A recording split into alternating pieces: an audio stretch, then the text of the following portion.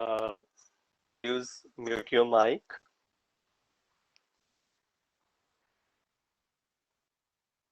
आप लोगों का कोई ग्रुप बना हुआ है तो मुझको भी उसमें ऐड कर लीजिए, सो दैट अगर कोई इन्फॉर्मेशन रहती है क्लास के लिए तो हम लोग एक दूसरे के साथ शेयर कर सकते हैं.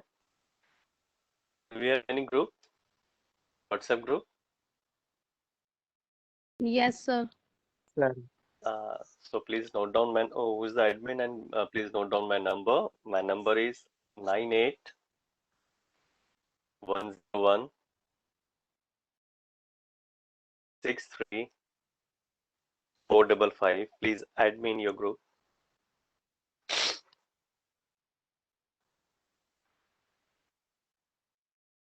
Got the number? Okay, thank you. चलो, let's start the class. आपकी जो पेपर 3 है, fundamental of laws and ethics, उसमें जो पहला चैप्टर है द इंडियन कॉन्ट्रैक्ट एक्ट 1872, तो यहाँ से हम लोग आज शुरुआत करते हैं. Indian contract act 1872 concept and definition.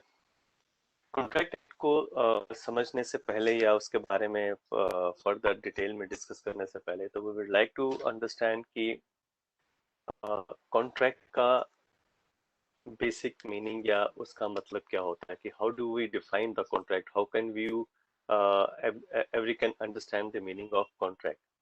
अगर हम थोड़ा सा समझने की कोशिश करें, हम देखते हैं कि हमारी जिंदगी में या हमारे रोजमर्रा की डे टू डे एक्टिविटी में contract is a very very essential thing. हम देखिए छोटे छोटे चीजों में जब हम किसी से मिलते हैं या किसी से डील करते हैं या किसी से कुछ बात करते हैं, तो कहीं ना कहीं एक कॉन्ट्रैक्ट का फॉर्मेशन हम लोग करते हैं, एग्रीमेंट का फॉर्मेशन करते हैं. अभी आप लोग सुबह उठते हैं या कुछ मान लीजिए ब्रेकफास्ट का कुछ सामान लेने के लिए अपने नियर बाय शॉप में जाते हैं, तो वहां पर आप कुछ ब्रेड या बटर डिमांड करते हैं, तो आप देखें कि बड़ी एक रोजमर्रा की छोटी सी चीज है, कभी आपने डिटेल में सोचा नहीं कि इसमें भी एक कॉन्ट्रैक्ट का फॉर्मेशन है, और एक कॉन्ट्रैक्ट और एग्रीमेंट लीगल फॉर्मेशन आप कर रहे हैं, जिसके बारे में हम पढ़ने जा रहे हैं. आप एक शॉपकीपर के पास जाते हैं, उसको ब्रेड या बटर के लिए ऑर्डर करते हैं, वो आपको सप्लाई करता है, आप उसको पेमेंट करते हैं. तो ये एक छोटी सी ट्रांजेक्शन जो आप डेली करते हैं, ये कॉन्ट्रैक्ट का पार्ट है, ये कॉन्ट्रैक्ट आप अपने पार्टी के साथ करने जा रहे हैं. तो हमारी जिंदगी में हर छोटी छोटी चीजों में कॉन्ट्रैक्ट का फॉर्मेशन और एक एग्रीमेंट का फॉर्मेशन रहता है. तो first of all will try to understand कि व्हाट इज कॉन्ट्रैक्ट और किस तरीके से हम लोगों ने कॉन्ट्रैक्ट या एग्रीमेंट के बारे में समझना है या आगे पढ़ना है. तो कॉन्ट्रैक्ट को शुरू करने से पहले मैं थोड़ा सा एक हिस्ट्री के बारे में मैं थोड़ा सा जिक्र करना चाहूंगा कि how the concept of contract is there. देखिए, जब इंसान की उसने रहना शुरू किया, या जो बिल्कुल शुरुआती दिन थे, मे बी वो एक जंगल में रहता था और बिल्कुल एक आइसोलेटेड काइंड ऑफ जिंदगी थी, उसकी जिंदगी की जो जरूरत थी सिर्फ शायद पेट भरना, खाना और सोना था, इससे ज्यादा और कुछ नहीं था. It is a very simple thing. और शुरुआती दौर के जो दिन थे उसमें धीरे धीरे उसको अपनी जरूरत के हिसाब से या अपनी रिक्वायरमेंट के हिसाब से या अपनी जो समझ के हिसाब से उसकी सोच में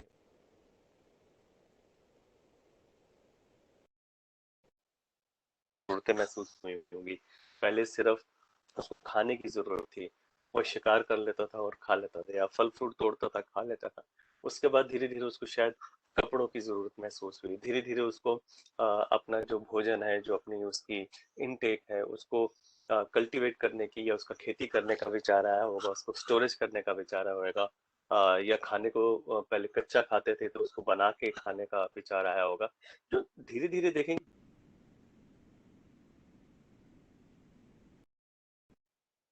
एक मेंटल स्टेटस में जब इम्प्रूवमेंट होता है, तो धीरे धीरे उनकी जरूरतें भी बढ़ती चलेंगी. पहले वो एक आइसोलेटेड अकेले जिंदगी व्यतीत करता था, देन धीरे धीरे उसको लगा, उसने अपने आप को एक परिवार या एक फैमिली में एस्टेब्लिश करना शुरू किया. जब उसने अपनी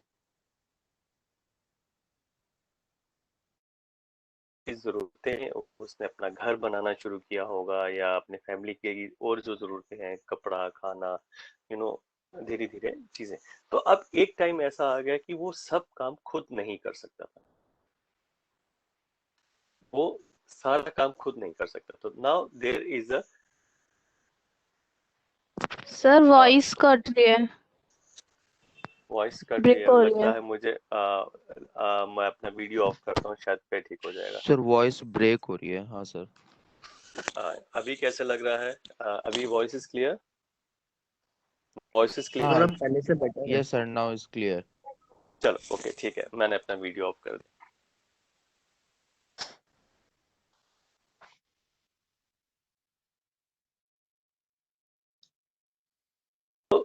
धीरे धीरे जैसे इंसान की जरूरतें बढ़ी तो वो सब काम खुद नहीं कर सकता था। जब सब काम वो खुद नहीं कर सकता था तो उसने धीरे धीरे दूसरे लोगों के साथ अपने व्यवहार को एस्टेब्लिश किया, अपने काम को एस्टेब्लिश किया।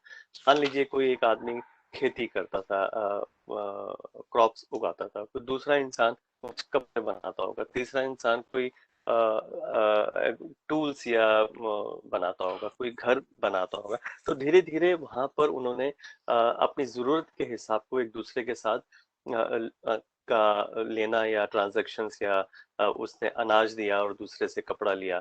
तो ये जो पहली शुरुआत थी, that is the first concept of agreement and the contract.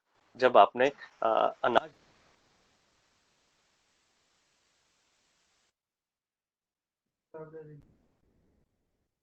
ठीक है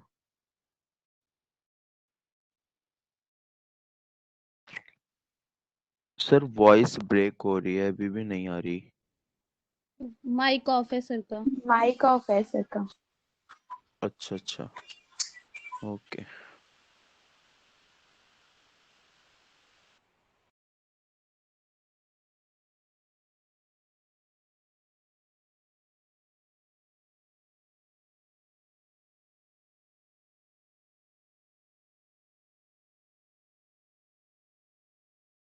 फर्स्ट बिजनेस ट्रांजैक्शन वहां हुआ होगा।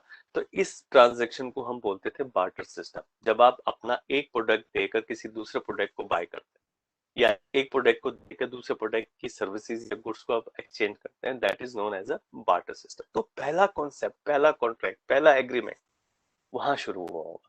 धीरे धीरे जब और चीजें कॉम्प्लेक्स होते गई और डेवलपमेंट होता गया, आपका बिजनेस उतना ही धीरे धीरे कॉम्प्लेक्स होता गया। तो ये तो एक हिस्ट्री की बात थी। नाउ विल शिफ्ट कि इंडिया में कॉन्ट्रैक्ट एक्ट की शुरुआत किस तरीके से हुई, किस तरीके से कॉन्ट्रैक्ट एक्ट की जो एक बुनियाद है वो उसको किस तरीके से काम किया गया। तो सबसे पहले हम ज्यादा पीछे ना जाते हुए हम सिर्फ अभी भी बात करते हैं कि जब इंडिया में बिजनेस फॉर्मेशंस हुआ तो उसका जो, जब आप कॉन्ट्रैक्ट करते हैं, जब आप बिजनेस करते हैं, जब आप एग्रीमेंट करते हैं, तो किसी ना किसी से कुछ डिस्प्यूट हो जाना या डिफरेंस ऑफ ओपिनियन हो जाना या कहीं पर बिजनेस में कहीं पर किसी तरीके का जो डिफरेंसेस आ जाते थे उनको कैसे सेटल किया जाए। तो हम ज्यादा डिटेल हिस्ट्री में नहीं जाएंगे क्योंकि हमको हिस्ट्री में ना जाकर हिस्ट्री को नहीं पढ़ना है। तो हम बात करते हैं कि जब ब्रिटिश रूल था, जब इंग्लिश लॉ हमारे इंडिया में काम करता था, तो अगर कोई भी बिजनेस का डिस्प्यूट होता था तो उस डिस्प्यूट को इंग्लिश लॉ के अकॉर्डिंगली सेटल डाउन किया जाता था, उसको उसी तरीके से मैनेज किया जाता था।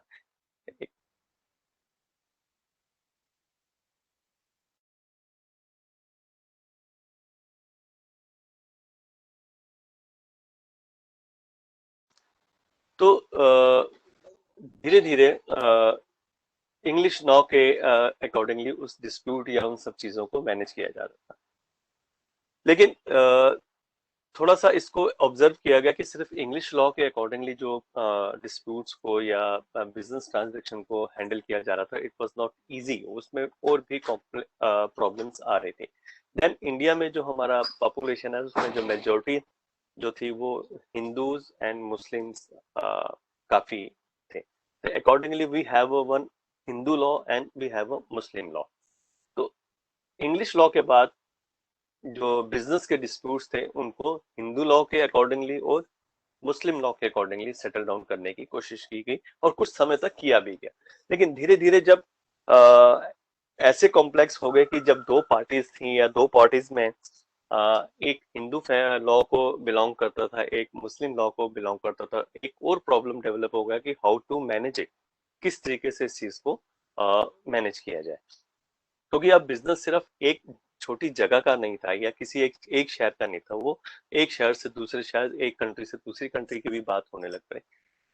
तो इन सब चीजों को देखते हुए धीरे धीरे जब बिजनेस की डिस्प्यूट्स या प्रॉब्लम्स बढ़नी शुरू हुई, तो एक अलग से लॉ या एक एक्ट की जरूरत महसूस हुई कि जो एक्ट इन सभी तरह के जो डिस्प्यूट्स हैं या बिजनेस इश्यूज हैं उसको इफेक्टिवली हैंडल कर सके। तो 1872 में द इंडियन कॉन्ट्रैक्ट एक्ट पहली बार इसकी शुरुआत। तो it was firstly English law, then Hindu law, Muslim law, and then after Indian contract act.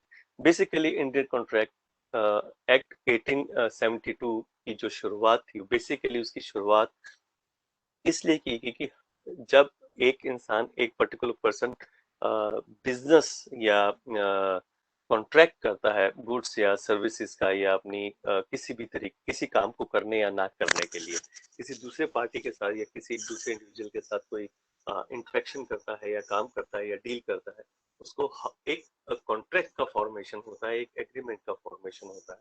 तो उसको हम किस तरीके से हैंडल करें या उन डिस्प्यूट्स को हम किस तरीके से मैनेज करें, ये एक मेन कॉन्सेप्ट था एक कॉन्ट्रैक्ट एक्ट का इंट्रोड्यूस करने के लिए। तो now what is a contract? देखिए, कॉन्ट्रैक्ट में सबसे पहली जो जरूरत या जो सबसे पहला पॉइंट है, वो सबसे पहला पॉइंट ये है कि इसमें दो लोगों का इन्वॉल्वमेंट होता है, दो पार्टीज का इन्वॉल्वमेंट। पार्टीज अगर हम कहते हैं तो ये पार्टी सिर्फ में एक इंडिविजुअल नहीं है, इसमें फर्म्स में आ जाती हैं, इसमें कंपनीज भी आ जाती हैं, इसमें पार्टनरशिप फर्म्स भी आ जाती हैं और इंडिविजुअल्स भी आ जाते हैं। तो जब एक पार्टी किसी दूसरे पार्टी को एक पार्टी किसी दूसरे पार्टी को किसी काम को करने या ना करने के लिए एक ऑफर करती है। मान लीजिए बीइंग एज ए टीचर और आप एक स्टूडेंट, या आप जैसे, या मैंने सुबह ही आपको अभी थोड़ी देर पहले एक एग्जांपल दिया, आप अपने घर के पास एक ग्रोसरी स्टोर में जाते हैं और उनको आप कहते हैं कि सर मुझे ब्रेड और बटर चाहिए।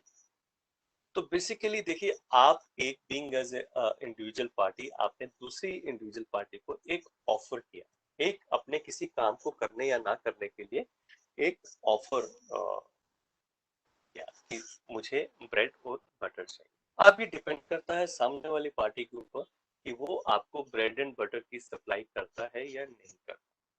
तो first thing you raise your you basically deliver your offer, आपको ब्रेड एंड बटर चाहिए। उसके रिस्पॉन्ड में अगर सेकंड पार्टी है, वो कहता है कि okay, I am ready to provide you bread and butter as per required, as per your requirement. तो वो एक्सेप्टेंस है। पहली चीज ऑफर। जब भी एक पर्सन दूसरे पर्सन के साथ एक ऑफर क्रिएट करता, ऑफर किस चीज के लिए, किसी काम को करने या ना करने, टू डू समथिंग और नॉट टू डू समथिंग। जब आप किसी चीज को, काम को करने के लिए या ना करने के लिए किसी दूसरी पार्टी से कम्युनिकेट करते हैं और अपना एक ऑफर जनरेट करते हैं, तो उस ऑफर को सेकंड पार्टी या तो एक्सेप्ट करेगी या रिजेक्ट। अगर ऑफर को सेकंड पार्टी ने रिजेक्ट कर दिया तो चैप्टर क्लोज, वहां बात खत्म हो जाती है। लेकिन हम बात करते हैं जब ऑफर को सेकंड पार्टी एक्सेप्ट कर लेती है as it is without making any further changes. आज एक पार्टी ने जैसा ऑफर किया, दूसरी पार्टी ने उसको एक्सेप्ट किया। The moment second party accept the offer, तो वो एक ऑफर की एक्सेप्टेंस मिलते ही it will become a promise. ठीक है। देखिए, आप स्कूल टाइम में या अपने डे टू डे सिस्टम में जब आप कभी अपने फ्रेंड सर्कल में या फैमिली सर्कल में कोई डिस्कस करते हैं या बात करते हैं, तो बड़ी कॉमन सा वर्ड है कि आप प्रॉमिस कीजिए, मेक ए गॉड प्रॉमिस, और या ओके आप किसी काम को करने की बात करते हैं, दूसरा आदमी बोलता है कि yes I will make a promise for you. Basically this is the offer and the acceptance. When offer को एक्सेप्टेंस का प्लेटफॉर्म मिल जाता है, when a particular offer is accepted by some other person, तो वो एक प्रॉमिस बन जाता है. और जो प्रॉमिस करता है उसको हम प्रॉमिसर बोलते हैं, और जिसके लिए प्रॉमिस किया जाता है उसको हम प्रॉमिसी बोलते हैं. तो this is the formation of promise. Offer plus acceptance become a promise. और इस प्रॉमिस के साथ अगर कंसिडरेशन भी जुड़ जाए, प्रॉमिस के साथ अगर कंसिडरेशन भी जुड़ जाए, कंसिडरेशन का मतलब है something in return which has a value. Something in return, आप किसी काम को करने की बात कर रहे हैं, दूसरा आदमी और उसके साथ एक कंसिडरेशन की वैल्यू भी जुड़ जाती है. तो when your offer accepted it's become A promise. Promise के साथ अगर कंसिडरेशन का भी एडिशन हो जाता है तो इट्स बिकम एन एग्रीमेंट. वो एक एग्रीमेंट बन जाता है. तो दोबारा समझने की कोशिश कीजिए. ऑफर प्लस एक्सेप्टेंस मतलब अगर आज किसी इंसान ने कुछ ऑफर किया है किसी काम को करने या ना करने के लिए, और सेकंड पार्टी उस ऑफर को एक्सेप्ट कर लेती है, तो उसको हम बोलते हैं it is a formation of promise. और अगर उस प्रॉमिस के साथ कंसिडरेशन का मतलब है समथिंग इन रिटर्न, अगर प्रॉमिस के साथ कंसिडरेशन का भी एडिशन हो जाता है, कंसिडरेशन भी जुड़ जाता है, तो that entire promise is become a agreement. और अगर agreement is enforceable by law, ऐसा एग्रीमेंट जिसको जो हमारे देश का कानून है उसको इन्फोर्स करता है, लीगली इन्फोर्स करता है या एक्सेप्ट करता है, any agreement is enforceable by law is become a contract. देखिए, जो हम कॉन्ट्रैक्ट की बात कर रहे हैं उस कॉन्ट्रैक्ट का फॉर्मेशन किस तरीके से हो. Will go very slow so that जो बेसिक कॉन्सेप्ट है कॉन्ट्रैक्ट का, कि कॉन्ट्रैक्ट का फॉर्मेशन किस तरीके से होता है. कॉन्ट्रैक्ट की अगर हम बात करें तो उस कॉन्ट्रैक्ट की जो शुरुआत है वो कहाँ से होती है. तो I will explain once again so that you should understand from the beginning and the formation of a contract. तो मैं दोबारा से बोलता हूँ, एक समझाने की कोशिश करता हूँ. When a particular person make an offer, अगर एक पार्टी किसी दूसरे पार्टी से किसी काम को करने या ना करने के लिए अपनी इच्छा, अपनी डिजायर को एक्सप्रेस करती है, तो उसको हम बोलते हैं ऑफर. सेकंड पार्टी जिसको ये ऑफर किया गया है, सेकंड पार्टी उस ऑफर को एज इट इज एक्सेप्ट कर लेती है. वो भी अपनी जो कंसेंट है अपने फर्स्ट पार्टी को दे देती है कि yes I am agree with your offer. तो ऑफर के साथ जब एक्सेप्टेंस जुड़ जाएगा और एड ऑन हो जाएगा तो वो एक प्रॉमिस बन जाता है, उसको हम बोलते हैं प्रॉमिस. तो प्रॉमिस करने वालों को हम प्रॉमिसर, और जिसके लिए प्रॉमिस किया जाता है उसको हम प्रॉमिसी बोलते हैं. और अगर प्रॉमिस के साथ कंसिडरेशन भी जुड़ जाए, अगर प्रॉमिस के साथ कंसिडरेशन भी ऐड हो जाता है,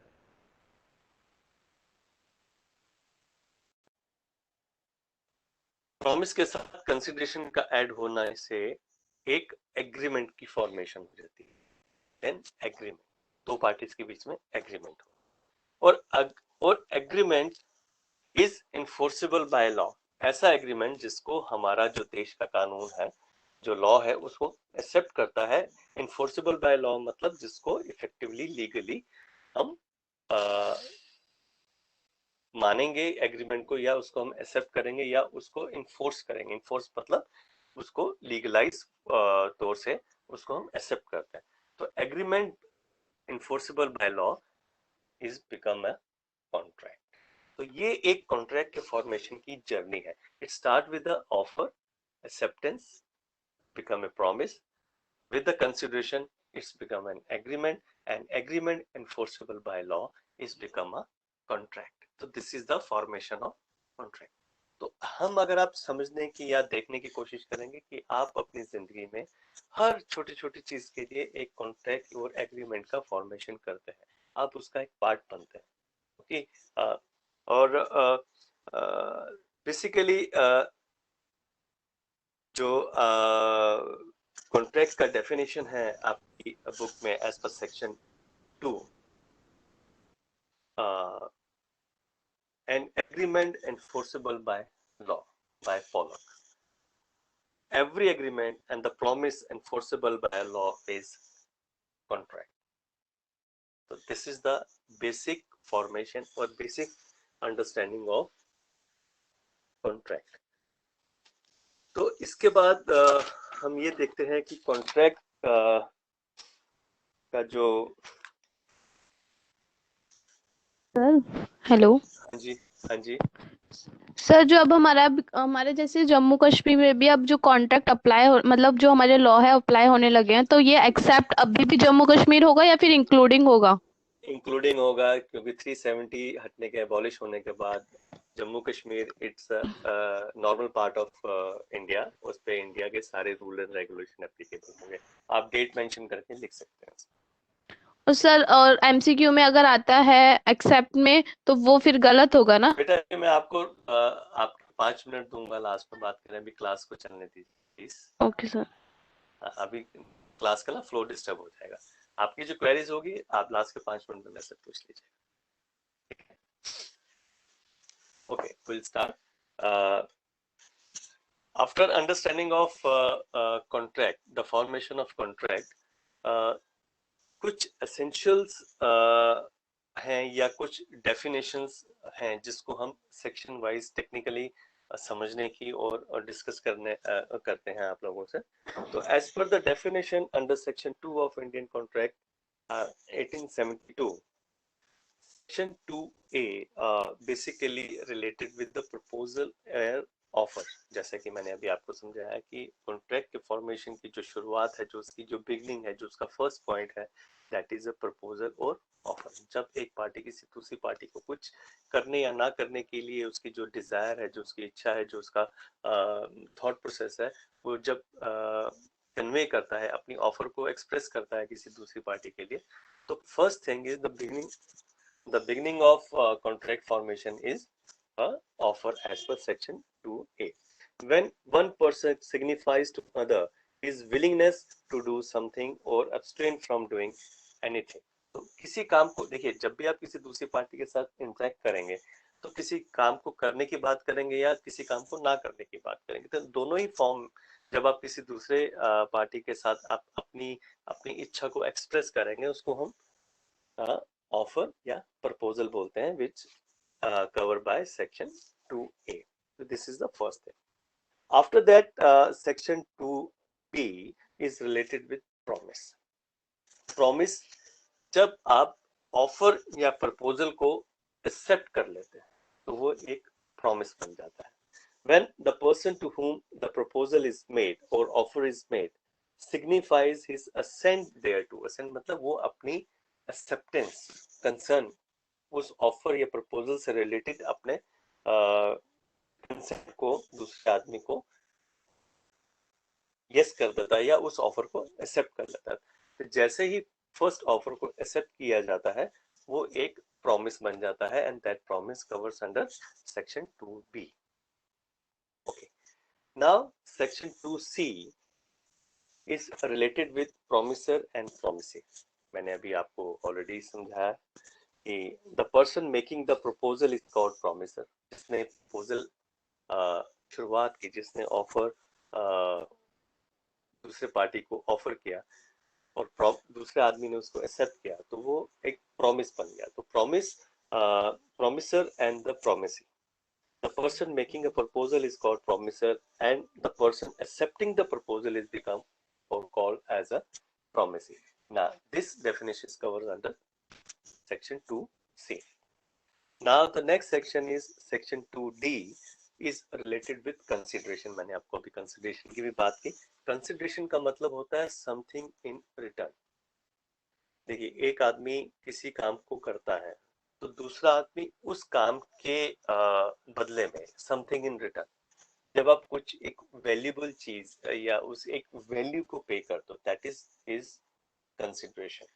So under section 2D, consideration when at the desire of a promiser, the promisee or any other person has done or abstained from doing, does abstain from the doing of the promise to do something or something in return. किसी काम को करने या ना करने के जैसे मैंने अभी आपको एक छोटा सा एग्जांपल दिया कि जब आप एक ग्रोसरी स्टोर में जाके ब्रेड या बटर खरीदने की बात करते हैं, तो जब आप ब्रेड एंड बटर की एक ऑफर करते हैं या प्रपोजल करते हैं, शॉपकीपर आपको आपके प्रपोजल को एक्सेप्ट करता है, कहता है ठीक है, I am ready to deliver you, और ब्रेड एंड बटर जो आपने रिक्वायर किया मैं आपको देने को तैयार। तो जब वो ब्रेड एंड बटर आपको देगा तो उसकी रिटर्न में आप क्या करेंगे? आप डेफिनेटली उसकी वैल्यू, उसके अमाउंट को पे करते हैं। तो that amount, that value is consideration which covers under section 2D। और कंसिडरेशन का जो बेसिक अंडरस्टैंडिंग है, इसको याद रखिए, something in return. okay, something in return and it has a value. Next is section 2E. Now section 2E is related to agreement. देखिए, जो मैंने अभी आपको समझाया था, ऑफर से जो हमने शुरुआत शुरू की थी और कॉन्ट्रैक्ट तक हमने बात की थी, तो step by step definition section 2 में accordingly offer, acceptance, promise, promisor, promisee, consideration, now is agreement. जब ऑफर को एक्सेप्ट कर दिया जाता है तो प्रॉमिस, प्रॉमिस के साथ जब कंसिडरेशन ऐड ऑन हो जाता है तो agreement. Every promise and every set of promises, every promise और every set of promises forming the consideration for each other is an agreement. Means जब प्रॉमिस के साथ कंसिडरेशन का एडिशन हो जाएगा, जब प्रॉमिस के साथ कंसिडरेशन भी आ जाएगा, तो वो एक एग्रीमेंट की फॉर्मेशन कर देते हैं। तो that's cover under section 2E। उसके बाद section 2F is related with reciprocal promise, promise which form the consideration or the part of consideration for each other, all called reciprocal promises। जब दो लोग आपस में प्रॉमिस करते हैं और दोनों ही एक दूसरे को कंसिडरेशन देते हैं अपने अपने काम के लिए या अपने अपने प्रॉमिस के लिए, उसको हम रेसिप्रोकल प्रॉमिस बोलते हैं under section 2F। Now we'll come to the section 2G, that is a void agreement। void का मतलब होता है जो वैलिड नहीं, जो वैलिड नहीं, ठीक है, उसको हम void बोलते हैं। तो void agreement, an agreement not enforceable by law is said to be void।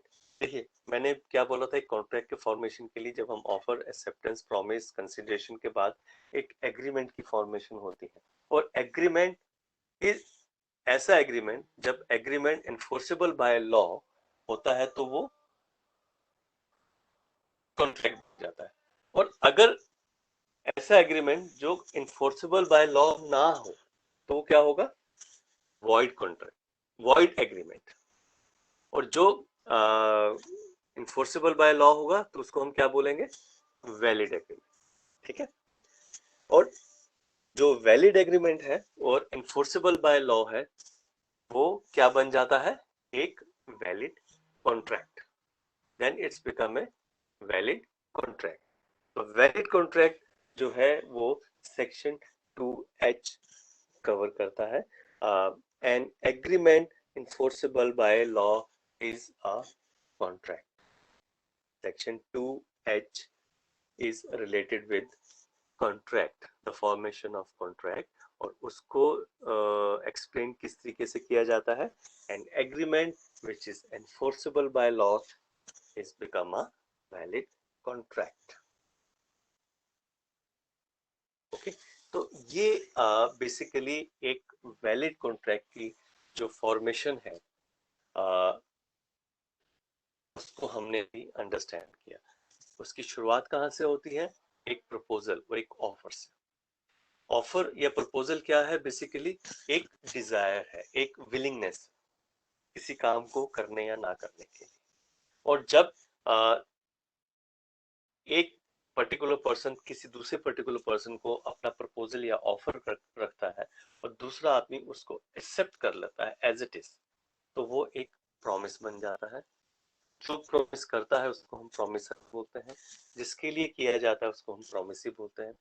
तो जब एक प्रॉमिस का फॉर्मेशन हो जाता है, एक प्रॉमिस बन जाता है, और उस प्रॉमिस के साथ कंसिडरेशन वैल्यू जुड़ जाती है। Consideration value means something in return. जब एक कंसिडरेशन वैल्यू भी जुड़ जाती है तो उसको हम बोलते हैं formation of agreement, valid agreement, formation of agreement. और ऐसा agreement which is enforceable by law is become a contract. So this is the basic understanding of contract or the formation of contract.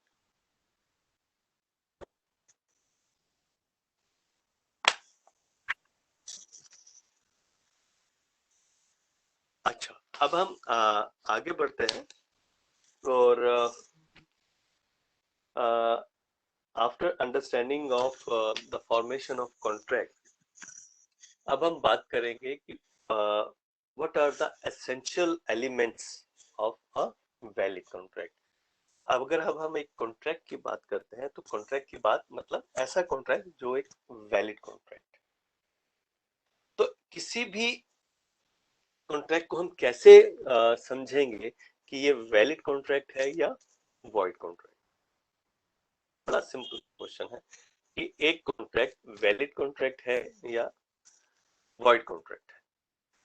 तो इस चीज को decide करने के लिए, इस चीज को समझने के लिए, इस चीज को अंडरस्टैंड करने के लिए we have to understand कि what are the essential elements of a valid contract। एक वैलिड कॉन्ट्रैक्ट के अंदर ऐसी कौन कौन सी खास एलिमेंट्स हैं या एसेंशियल एलिमेंट्स हैं या जरूरी एलिमेंट्स हैं जिनके होने से हम एक कॉन्ट्रैक्ट को एक वैलिड कॉन्ट्रैक्ट के ब्रैकेट में ले सकते हैं। और अगर वो एसेंशियल एलिमेंट्स नहीं होंगे तो हम ये कह सकते हैं कि ये एक वैलिड कॉन्ट्रैक्ट नहीं है, ये एक वॉइड कॉन्ट्रैक्ट। तो as per section 10 it is very very essential to understand कि section 10 हमको बताता है कि एक वैलिड कॉन्ट्रैक्ट में कौन कौन से essential elements होने चाहिए। So that is a section 10. Please note it down. It is a very very important chapter or very essential elements are very very important. Question कहीं ना कहीं से रिलेटेड होकर सेक्शन 10 से रिलेटेड आपसे कॉन्ट्रैक्ट एक्ट में पूछा जाएगा, तो इसको अच्छे से ध्यान से समझ लीजिए। Section 10 is basically related with essential element of valid contract. तो सबसे पहले जो एसेंशियल एलिमेंट है किसी भी एक वैलिड कॉन्ट्रैक्ट का, वो है agreement. In order to constitute a contract, there must be an agreement। किसी भी कॉन्ट्रैक्ट की फॉर्मेशन से पहले, किसी भी वैलिड कॉन्ट्रैक्ट की फॉर्मेशन से पहले क्या होना जरूरी है? एक वैलिड एग्रीमेंट। जब दो लोगों के बीच में, दो पार्टीज के बीच में एग्रीमेंट ही नहीं होगा तो कॉन्ट्रैक्ट की हम बात ही नहीं सोच सकते, कॉन्ट्रैक्ट का फॉर्मेशन नहीं होगा। तो कॉन्ट्रैक्ट की अगर हम बात करते हैं और एक वैलिड कॉन्ट्रैक्ट की बात करते हैं तो सबसे पहला, सबसे essential point as per section 10 is an agreement. और एग्रीमेंट कैसे बनता है मैं आपको ऑलरेडी समझा चुका हूं। Offer, acceptance become a promise, promise with consideration is become a agreement. तो एक वैलिड कॉन्ट्रैक्ट के लिए जो एसेंशियल एलिमेंट है, सबसे पहला एलिमेंट इज दो लोगों के बीच में, दो पार्टीज के बीच में एक वैलिड एग्रीमेंट होना चाहिए।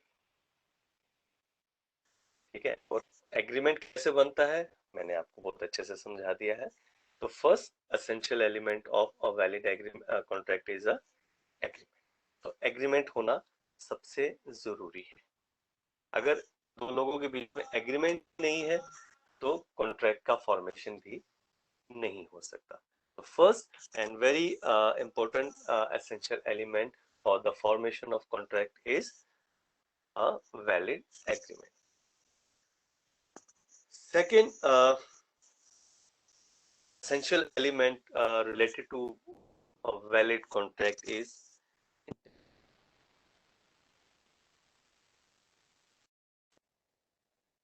a legal relationship. Underline and please note down a legal relationship. Legal relationship का फॉर्मेशन होना बहुत जरूरी है. अगर दो पार्टीज के बीच में ऑफर भी है, एक्सेप्टेंस भी है, लेकिन प्रॉमिस भी है, लेकिन एक लीगल रिलेशनशिप नहीं डेवलप करते होता है, तब भी हम एक वैलिड कॉन्ट्रैक्ट की बात नहीं कर सकते. The parties must intend to create a legal relationship. देखिए, इस लीगल रिलेशनशिप को मैं आपको थोड़ा सा एक्सप्लेन करूंगा सो that you should understand the gravity and the understanding of the legal relationship. मान लीजिए आज मॉर्निंग में आपने अपनी मदर को बोला कि आई वांट ए ब्रेकफास्ट, मुझे ब्रेकफास्ट चाहिए. It is a kind of proposal, it is a kind of offer. किसी काम को करने या ना करने की हम जब बात करते हैं तो you need a breakfast in the morning. आप अपनी मदर को या अपनी सिस्टर को या अपने फैमिली में ब्रेकफास्ट के लिए अपनी रिक्वायरमेंट का ऑफर या प्रपोजल देते हैं. और आपकी मदर या आपकी सिस्टर, आपके बड़े भाई या आपके फादर, उस जिसको भी आप प्रपोज कर रहे हैं रिलेटेड टू ब्रेकफास्ट, वो एक्सेप्ट करते हैं. वो कहते हैं okay, I am making breakfast you. आपके प्रपोजल को सेकंड पार्टी ने एक्सेप्ट कर लिया. तो मैं तो अभी यही समझाया आपको, ऑफर और प्रपोजल को जब एक्सेप्ट कर लिया जाता है तो वो एक प्रॉमिस बन जाता है. ठीक है. और मान लीजिए आपने ऑफर किया ब्रेकफास्ट के लिए, मदर, फादर या सिस्टर या जिसको भी आपने ब्रेकफास्ट बनाने को कहा, उन्होंने उसको एक्सेप्ट कर लिया कि yes we are providing you the breakfast.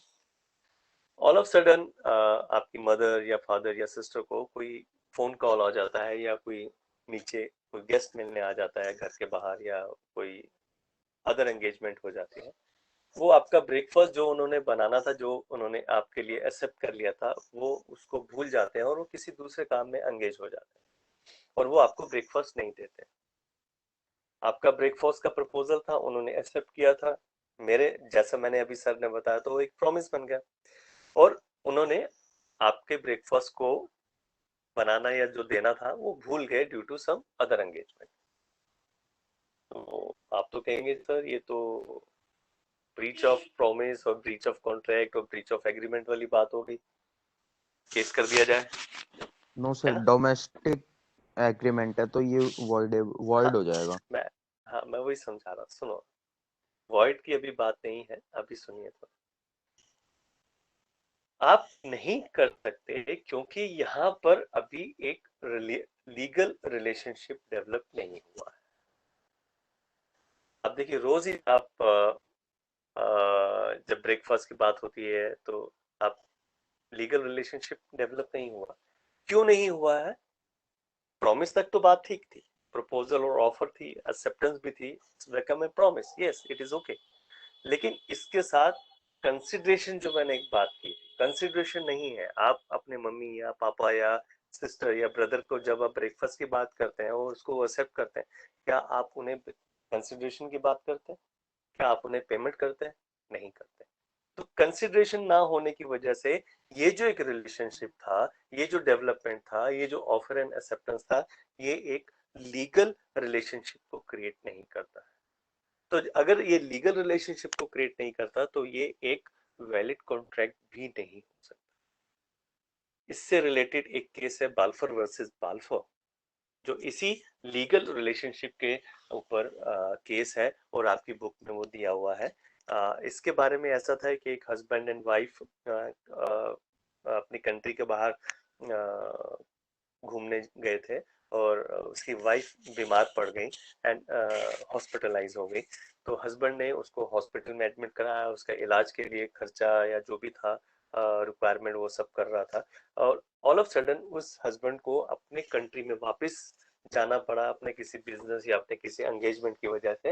And he said to her wife कि भी आप हॉस्पिटलाइज हैं, आप अपना ट्रीटमेंट करा रही हैं, मुझे जाना है और मैं आपको एक एक्स अमाउंट फॉर से 5,000 रुपीज या 50,000 रुपीज पर मंथ आपको भेजता रहूंगा for your treatment and other requirement.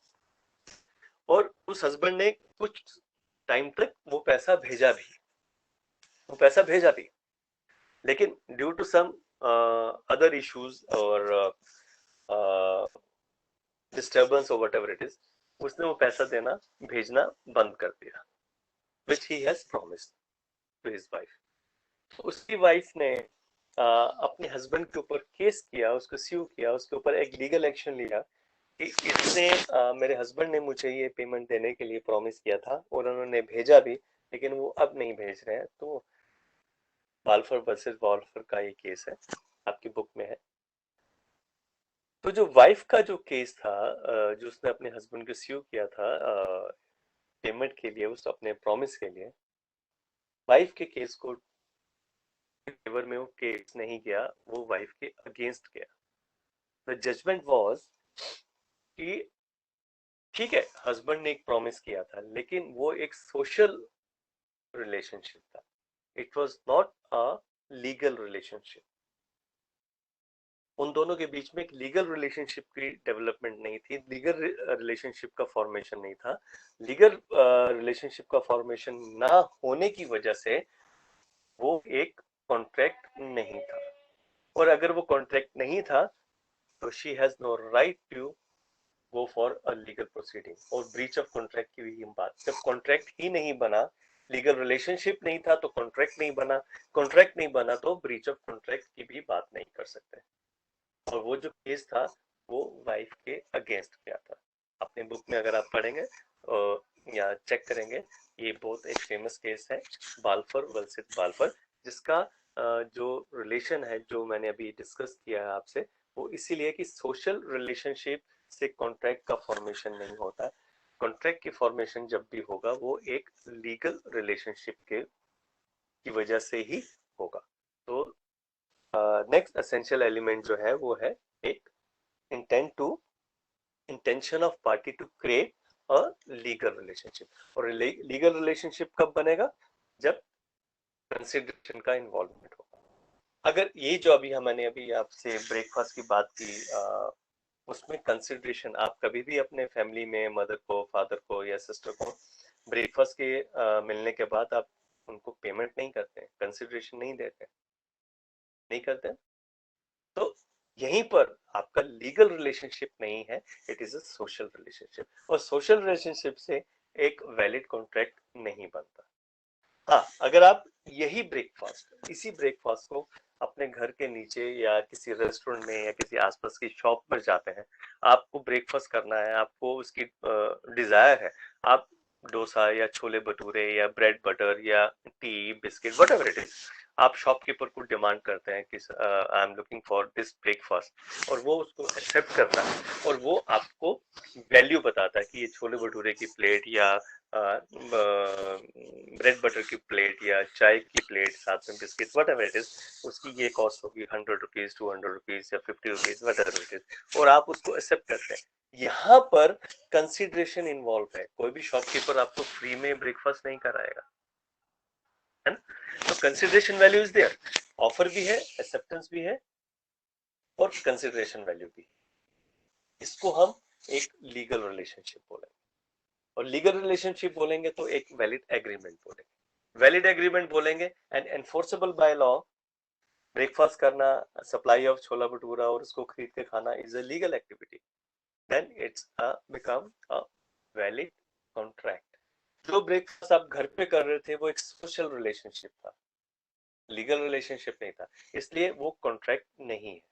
लेकिन वही ब्रेकफास्ट जब आप किसी रेस्टोरेंट में करते हैं, उसकी आप कंसिडरेशन वैल्यू को पे करते हैं, या पे करने के लिए आपकी जो डिजायर है उधर, वो एक लीगल रिलेशनशिप को डेवलप करती है, और वो लीगल रिलेशनशिप एक लीगल एग्रीमेंट का फॉर्मेशन करता है, और एग्रीमेंट एनफोर्सेबल बाय लॉ एक लीगल कॉन्ट्रैक्ट की फॉर्मेशन करता है। तो अब आपको समझ में आया कि सोशल रिलेशनशिप और लीगल रिलेशनशिप क्या होता है। तो एक वैलिड एग्रीमेंट कॉन्ट्रैक्ट के लिए हमको हमेशा एक लीगल रिलेशनशिप की जरूरत पड़ती है। सोशल रिलेशनशिप के ऊपर कॉन्ट्रैक्ट का फॉर्मेशन नहीं होता, और अगर कॉन्ट्रैक्ट का फॉर्मेशन नहीं होगा तो ब्रीच ऑफ कॉन्ट्रैक्ट भी नहीं होगा, जिसके एक्सप्लेनेशन में मैंने आपको बाल्फर वर्सेस बाल्फर केस का एक रेफरेंस दिया हस्बैंड और वाइफ का। Got it? तो ये अब समझिए कि what is the legal relationship.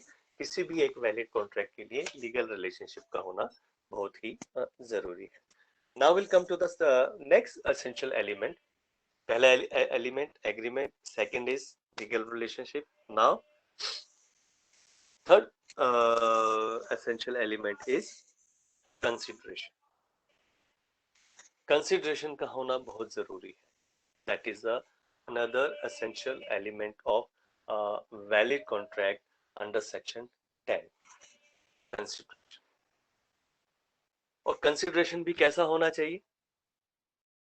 Consideration को जैसे मैंने आपको बताया, समथिंग इन रिटर्न। तो कंसिडरेशन भी कैसा होना चाहिए? Lawful consideration. आप अपने किसी काम के लिए या अपने ऑफर या एक्सेप्टेंस या अपने प्रॉमिस के लिए, एग्रीमेंट के लिए, जो आप प्रॉमिस के साथ जब हम कंसिडरेशन को जोड़ते हैं तो वो एक वैलिड एग्रीमेंट बन जाता है। Valid agreement enforceable by law is a valid contract. तो कंसिडरेशन भी जो है कैसा होना चाहिए? लॉफुल। आप किसी ऐसी चीज को, इलीगल चीज को, जिसकी चाहे मार्केट में वैल्यू हो, उसकी कुछ भी वैल्यू हो या उसकी एक कीमत हो, उसको आप कंसिडरेशन नहीं कह सकते अगर वो इलीगल है, अगर वो इलीगल है। ठीक है?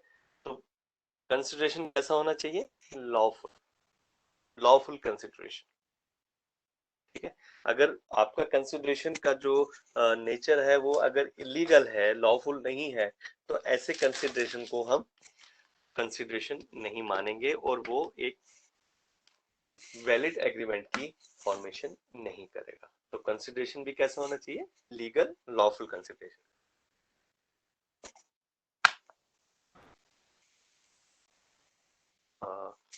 अभी यहाँ पर एक 5 मिनट का ब्रेक लेंगे। 5 मिनट के बाद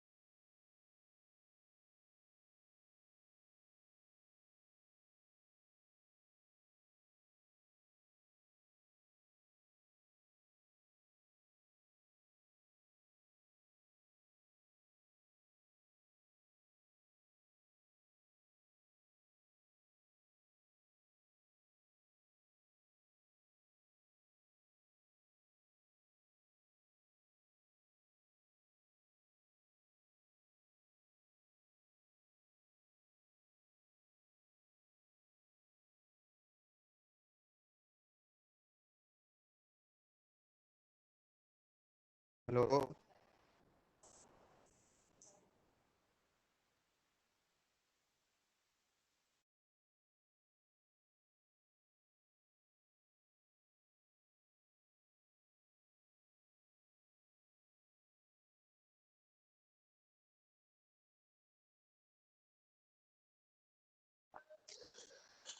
okay, we'll resume the class. Next essential element under section 10 for a valid contract is the capacity of a parties. Very, very important. Capacity of a parties या कैपेसिटी ऑफ पार्टी का मतलब ये है कि जो भी पार्टी ऑफर कर रही है या एक्सेप्ट कर रही है, जो एक एग्रीमेंट का पार्ट है या कॉन्ट्रैक्ट का पार्ट है, क्या वो दोनों पार्टीज कॉम्पिटेंट है एग्रीमेंट करने के लिए, क्या वो कॉम्पिटेंट है एक कॉन्ट्रैक्ट की फॉर्मेशन करने के लिए? Competency of a party is basically a capacity of parties. इसके ऊपर एक हमारा बाद में प्रॉपर फुल फ्लैश चैप्टर भी आएगा, उसको हम डिटेल में अच्छे से डिस्कस करेंगे। लेकिन जस्ट टू अंडरस्टैंड कि what is the capacity of party और what is how we can decide कि a party is competent to enter into a contract, ये सर वॉइस नहीं आ रही बेसिकली। आपकी। हेलो, अभी ठीक है? हेलो हाँ, आवाज ठीक है? हेलो, आ वॉइस इज रही है okay? Sir. Yes sir. Sir voice नहीं आ रही। बेटा आप अपने सर आ चेक रही है। करो, आ रही आ रही है। बाकी बच्चों को आ रही है। Please check your things. Voice is clear? Am I audible? सब ठीक है? Yes sir sir. Yes thank you. Please तो कैपेसिटी ऑफ पार्टी, किसी की भी नहीं आ रही, किसी आई थिंक क्या बेटा आप कर रहा क्लास को आप अपने जरा एंड पे चेक करो, बाकी सबको आ रही है तो आप अपना जरा कनेक्शन चेक कर लीजिए प्लीज। Thank you. जो कैपेसिटी ऑफ पार्टीज है वो बेसिकली तीन पैरामीटर्स के ऊपर हम लोग डिसाइड करते हैं। Unmute your mic, mute your mic please. The parties to an agreement must be capable of entering into a contract. Underline the word and capable. Capable of party, capacity of party, competency of a party. ये हम decide करते हैं तीन parameters के ऊपर। पहला है the person must be a major. जो पार्टीज हैं वो माइनर नहीं होनी चाहिए। माइनर और मेजर को हम कैसे डिसाइड करते हैं? With the age of 18 years. तो ये पहला थंब रूल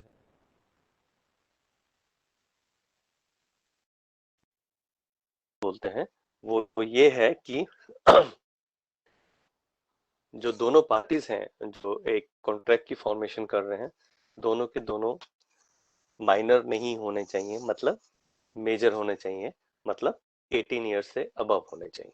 पहला कॉन्सेप्ट। अगर किसी माइनर के, हाँ माइनर के साथ आप कॉन्ट्रैक्ट कर सकते हैं, क्योंकि कुछ एक्सेप्शंस हैं, ये मैं आपको आगे बताऊंगा, जब उसकी जरूरत होगी थोड़ा सा डिटेल में बताऊंगा। लेकिन अभी आप सिर्फ इतना समझ लीजिए, under the concept of capacity of party, all the parties, both the parties are major, minor नहीं होने चाहिए। ठीक है? और माइनर और मेजर को हम कैसे डिसाइड करते हैं? With the age of 18 years. Second is the party must be a sound mind. Sound mind होने चाहिए। साउंड माइंड होने चाहिए मतलब they should not be a unsound mind.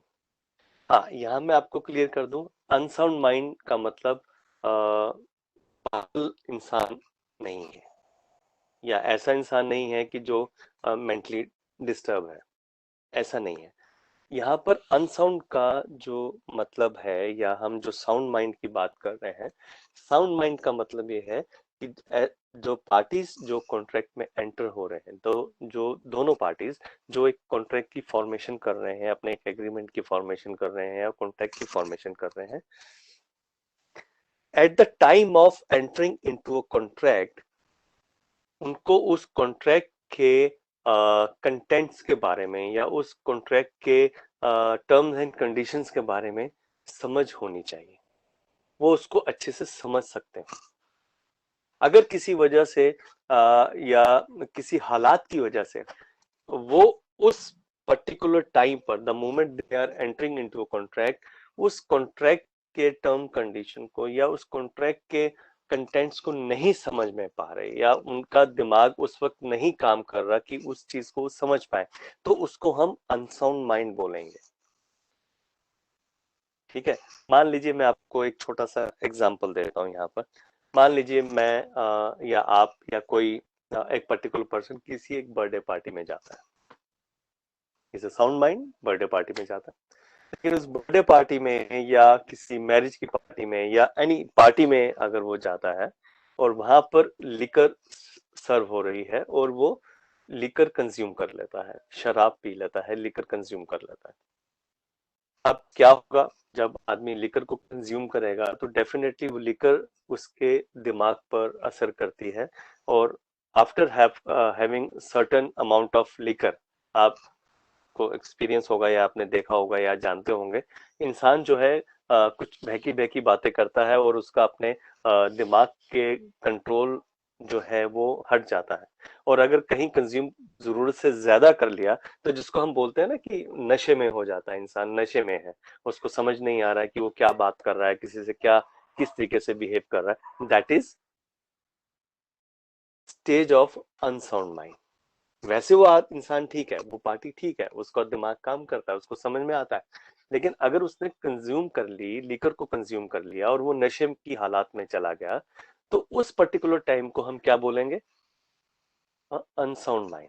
अगर उस वक्त उस नशे की हालत में उस इंसान ने कोई कॉन्ट्रैक्ट कर लिया किसी दूसरे आदमी के साथ, किसी कॉन्ट्रैक्ट के ऊपर साइन कर दिया या कुछ चीज एग्रीमेंट में उसने अपने आप को एंटर कर लिया, तो इसको हम बोलेंगे eight the time of entering into contract the person is unsound mind. Unsound mind का मतलब उसको उस कॉन्ट्रैक्ट या उस वक्त जो वो किसी एग्रीमेंट या कॉन्ट्रैक्ट में एंट्री कर रहा है, उसके बारे में उसको समझने या उसको जानने की जो उसकी मेंटल स्टेटस है या जो ताकत है, वो डिस्टर्ब है। तो सेकंड, इसको बाकी हम आगे डिटेल में बात करेंगे। तो अभी इतना समझना आपके लिए जरूरी है कि जो भी इंसान, जो भी पार्टी किसी कॉन्ट्रैक्ट में एंटर करता है, उसका साउंड माइंड होना बहुत जरूरी है। साउंड माइंड होना जरूरी है मतलब उस वक्त at the time of entering into contract वो इंसान अनसाउंड माइंड नहीं होना चाहिए। And the third is not disqualified from contracting by any law to which he is subject to. और तीसरी चीज ये है कि उसको डिस्क्वालिफिकेशन नहीं होना चाहिए, उसको डिस्क्वालीफाई नहीं कर देना चाहिए इन टर्म ऑफ लॉ कि आप कॉन्ट्रैक्ट में एंटर नहीं कर सकते। जिसका मैं आपको बड़ा क्लियर कट एक एग्जांपल देता हूं। अगर कोई इंसान दिवालिया घोषित हो जाता है, ठीक है, तो वो आदमी, वो पर्टिकुलर पार्टी किसी कॉन्ट्रैक्ट में एंटर नहीं कर सकता। तो ये तीन एलिमेंट हैं, तीन टेस्टिंग ग्राउंड्स हैं जिसके ऊपर हम टेस्ट करते हैं the capacity of a parties. इसका मतलब ये हो गया कि अगर कोई पार्टी कॉन्ट्रैक्ट में एंटर करती है तो all the parties and both the parties are capable to enter into a contract. अगर आप कॉम्पिटेंट नहीं है, if you are not capable to enter into a contract, तो आप एक वैलिड कॉन्ट्रैक्ट का फॉर्मेशन नहीं कर सकते। तो under section 10 as per the essential element of a valid contract, the capacity of the party must be there. The party must be competent to enter into contract. उसके बाद जो next essential element है as per section 10 to form a valid contract is legality of a object। जिस काम के लिए, जिस purpose के लिए, जिस ऑब्जेक्ट के लिए हम एक कॉन्ट्रैक्ट का जो फॉर्मेशन करने जा रहे हैं या कर रहे हैं, वो ऑब्जेक्ट लीगल ऑब्जेक्ट होना चाहिए। अगर आप किसी इलीगल काम के लिए कॉन्ट्रैक्ट करते हैं तो उसको हम एक वैलिड कॉन्ट्रैक्ट नहीं बोलेंगे। तो जो आपका ऑब्जेक्ट है वो कैसा होना चाहिए, legal. The object of agreement must be lawful. Legal मतलब लॉफुल, जिसको, जिस काम को करने के लिए या जिस ऑब्जेक्ट को करने के लिए हमारा जो कंट्री का लॉ है परमिशन देता है या उसको एक्सेप्ट करता है।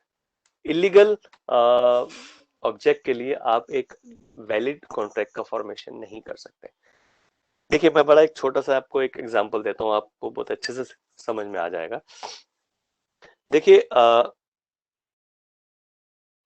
ऐसे लोग जो स्मगलर्स हैं या जो स्मगलिंग करते हैं, मे बी नार्कोटिक्स या गोल्ड या सम किसी और तरीके का स्मगलिंग करते हैं। अब स्मगलिंग करना जो है is a illegal work, it is illegal. क्या वो जो स्मगलिंग करते हैं या जो क्रिमिनल्स हैं या जो अपनी क्रिमिनल एक्टिविटीज करते हैं, तो क्या वो कॉन्ट्रैक्ट नहीं करते? क्या वो ऑफर नहीं करते? क्या एक्सेप्टेंस नहीं करते? क्या उनके बीच में प्रॉमिस का फॉर्मेशन नहीं होता? क्या वो आपस में पैसे का लेन देन नहीं करते, यानी कंसिडरेशन नहीं होता? बिल्कुल होता है। उनका ऑफर भी होता है, उनकी एक्सेप्टेंस भी होती है, उनका प्रॉमिस भी होता है, और उस प्रॉमिस के साथ कंसिडरेशन भी होता है। तो फिर एक वैलिड कॉन्ट्रैक्ट क्यों नहीं बनता? वो इसलिए नहीं बनता है क्योंकि जो उनका ऑब्जेक्ट है, जिस चीज के लिए वो ऑफर या एक्सेप्टेंस या कंसिडरेशन या प्रॉमिस का फॉर्मेशन कर रहे हैं या आपस में एक एग्रीमेंट कर रहे हैं, वो एक वैलिड ऑब्जेक्ट नहीं है, वो एक लीगल ऑब्जेक्ट नहीं है, वो लॉफुल ऑब्जेक्ट नहीं है। मान लीजिए दो स्मगलर अगर आपस में डिस्कस करते हैं कि आप मुझे इतना सोना स्मगल करके ला दीजिए, मैं आपको इतना पैसा पे कर दूंगा, तो that smuggling is a illegal activity, you can not do it. जो आपका ऑब्जेक्ट है वो इलीगल है, लॉफुल नहीं है। तो आप एक लीगल और लॉफुल और एक वैलिड कॉन्ट्रैक्ट का फॉर्मेशन नहीं कर सकते। आपने आपने कभी सुना है कि कोर्ट में या जुडिशरी में किसी दो स्मगलर्स का केस आया हो कि सर मैंने इनको 100 kg गोल्ड स्मगल करने लाने को कहा था और इतना मुझे पैसा देना था और मैंने इनको एडवांस दिया, इन्होंने गोल्ड स्मगल नहीं किया, सर अब हमारा फैसला कर दीजिए या हमारे कोर्ट में केस रजिस्टर कर लीजिए? कभी सुना है? नहीं। क्यों नहीं सुना? क्योंकि वो एक इलीगल एक्टिविटी कर रहे हैं, लॉफुल एक्टिविटी नहीं है। उनका जो ऑब्जेक्ट है वो लॉफुल एक्टिविटी नहीं है। जब वो लॉफुल एक्टिविटी नहीं है तो एक वैलिड एग्रीमेंट भी नहीं है। अगर valid agreement enforceable by law तो एक कॉन्ट्रैक्ट भी नहीं है। एक वैलिड कॉन्ट्रैक्ट नहीं है। जब एक कॉन्ट्रैक्ट बना ही नहीं, जब एक कॉन्ट्रैक्ट का फॉर्मेशन हुआ ही नहीं, तो फिर ब्रीच ऑफ कॉन्ट्रैक्ट की बात ही नहीं है, सवाल ही नहीं उठता। जब ब्रीच ऑफ कॉन्ट्रैक्ट नहीं है तो एक जुडिशली हेल्प के लिए केस की भी बात नहीं है। तो आप देखिए कोर्ट में जो केसेस होंगे, किसी भी क्रिमिनल या स्मगलर्स या इस तरह की एक्टिविटीज करने वालों के केसेस, क्या उनके डिस्प्यूट नहीं होते हैं? होते हैं। उनके क्या झगड़े नहीं होते? होते हैं। उनकी अगर हिसाब से देखा तो ब्रीच ऑफ कॉन्ट्रैक्ट और ब्रीच ऑफ एग्रीमेंट नहीं होता है? बिल्कुल होता है। लेकिन हमारी जुडिशरी उसको रिकॉग्नाइज नहीं करती, उसको डील नहीं करती, क्योंकि उनके हिसाब से एक वैलिड कॉन्ट्रैक्ट का फॉर्मेशन नहीं है, और एक वैलिड कॉन्ट्रैक्ट का फॉर्मेशन अगर नहीं है तो फिर ब्रीच ऑफ कॉन्ट्रैक्ट भी नहीं है और एक लीगल रिलेशनशिप भी नहीं है, तो जुडिशरी सपोर्ट भी नहीं है। ओके, ये एक समझने वाली बात है। तो legality of object is must. जिस ऑब्जेक्ट के लिए, जिस पर्पस के लिए आपका कॉन्ट्रैक्ट का फॉर्मेशन हो रहा है, उसका जो ऑब्जेक्ट है वो एक लीगल ऑब्जेक्ट होना चाहिए। ठीक है, this is one of the essential element as per section 10 for valid agreement. उसके बाद next point for creating a valid contract, essential element is existence of free consent. Underline the word free consent या लिख लीजिए। Free consent का मतलब है कि जो पार्टीज एंटर करने जा रही हैं या एक वैलिड कॉन्ट्रैक्ट की फॉर्मेशन करने जा रही हैं, दोनों पार्टीज या जो भी पार्टीज उसकी जो पार्टीज का इन्वॉल्वमेंट है, उनका कंसेंट फ्री होना चाहिए। उस कॉन्ट्रैक्ट में एंटर करने के लिए उनकी जो कंसेंट है वो फ्री होना चाहिए। उनकी कंसेंट को किसी भी तरीके से हैम्पर नहीं करना चाहिए, किसी भी तरीके से इन्फ्लुएंस नहीं होना चाहिए। तो इन्फ्लुएंस करने से मतलब कि अगर किसी तरीके का अनड्यू इन्फ्लुएंस उनके ऊपर डाला जा रहा है, या किसी तरीके का प्रेशर कोरेशन डाला जा रहा है, या दबाव क्रिएट किया जा रहा है, या किसी तरीके का कोई फ्रॉड किया जा रहा है, एक पार्टी दूसरे पार्टी के साथ कुछ फ्रॉड मतलब कि धोखाधड़ी, इसको अपने जब हमारा एक टाइम आएगा नेक्स्ट चैप्टर में, इसके ऊपर एक पूरा चैप्टर है फ्री कंसेंट के ऊपर, उसको मैं पूरा डिटेल में आपको पढ़ाऊंगा। लेकिन अभी सिर्फ एक नॉलेज के लिए या उस फ्री कंसेंट को समझने के लिए मैं आपको बताना चाहूंगा। फ्री कंसेंट का मतलब है कि जो दोनों पार्टीज जो एक कॉन्ट्रैक्ट में एंटर करती हैं, उनकी उस कॉन्ट्रैक्ट में एंटर करने या उस कॉन्ट्रैक्ट का पार्टी बनने के लिए उनकी जो कंसेंट है वो फ्री कंसेंट होनी चाहिए। उनके ऊपर किसी तरीके का दबाव नहीं होना चाहिए, किसी तरीके की धोखाधड़ी नहीं होनी चाहिए, किसी तरीके का कुछ मिसप्रेजेंटेशन नहीं होना चाहिए, किसी भी तरीके की कोई मिस्टेक या गलती वाला कॉन्सेप्ट नहीं होना चाहिए, किसी तरीके का कोई अनड्यू इन्फ्लुएंस नहीं होना चाहिए।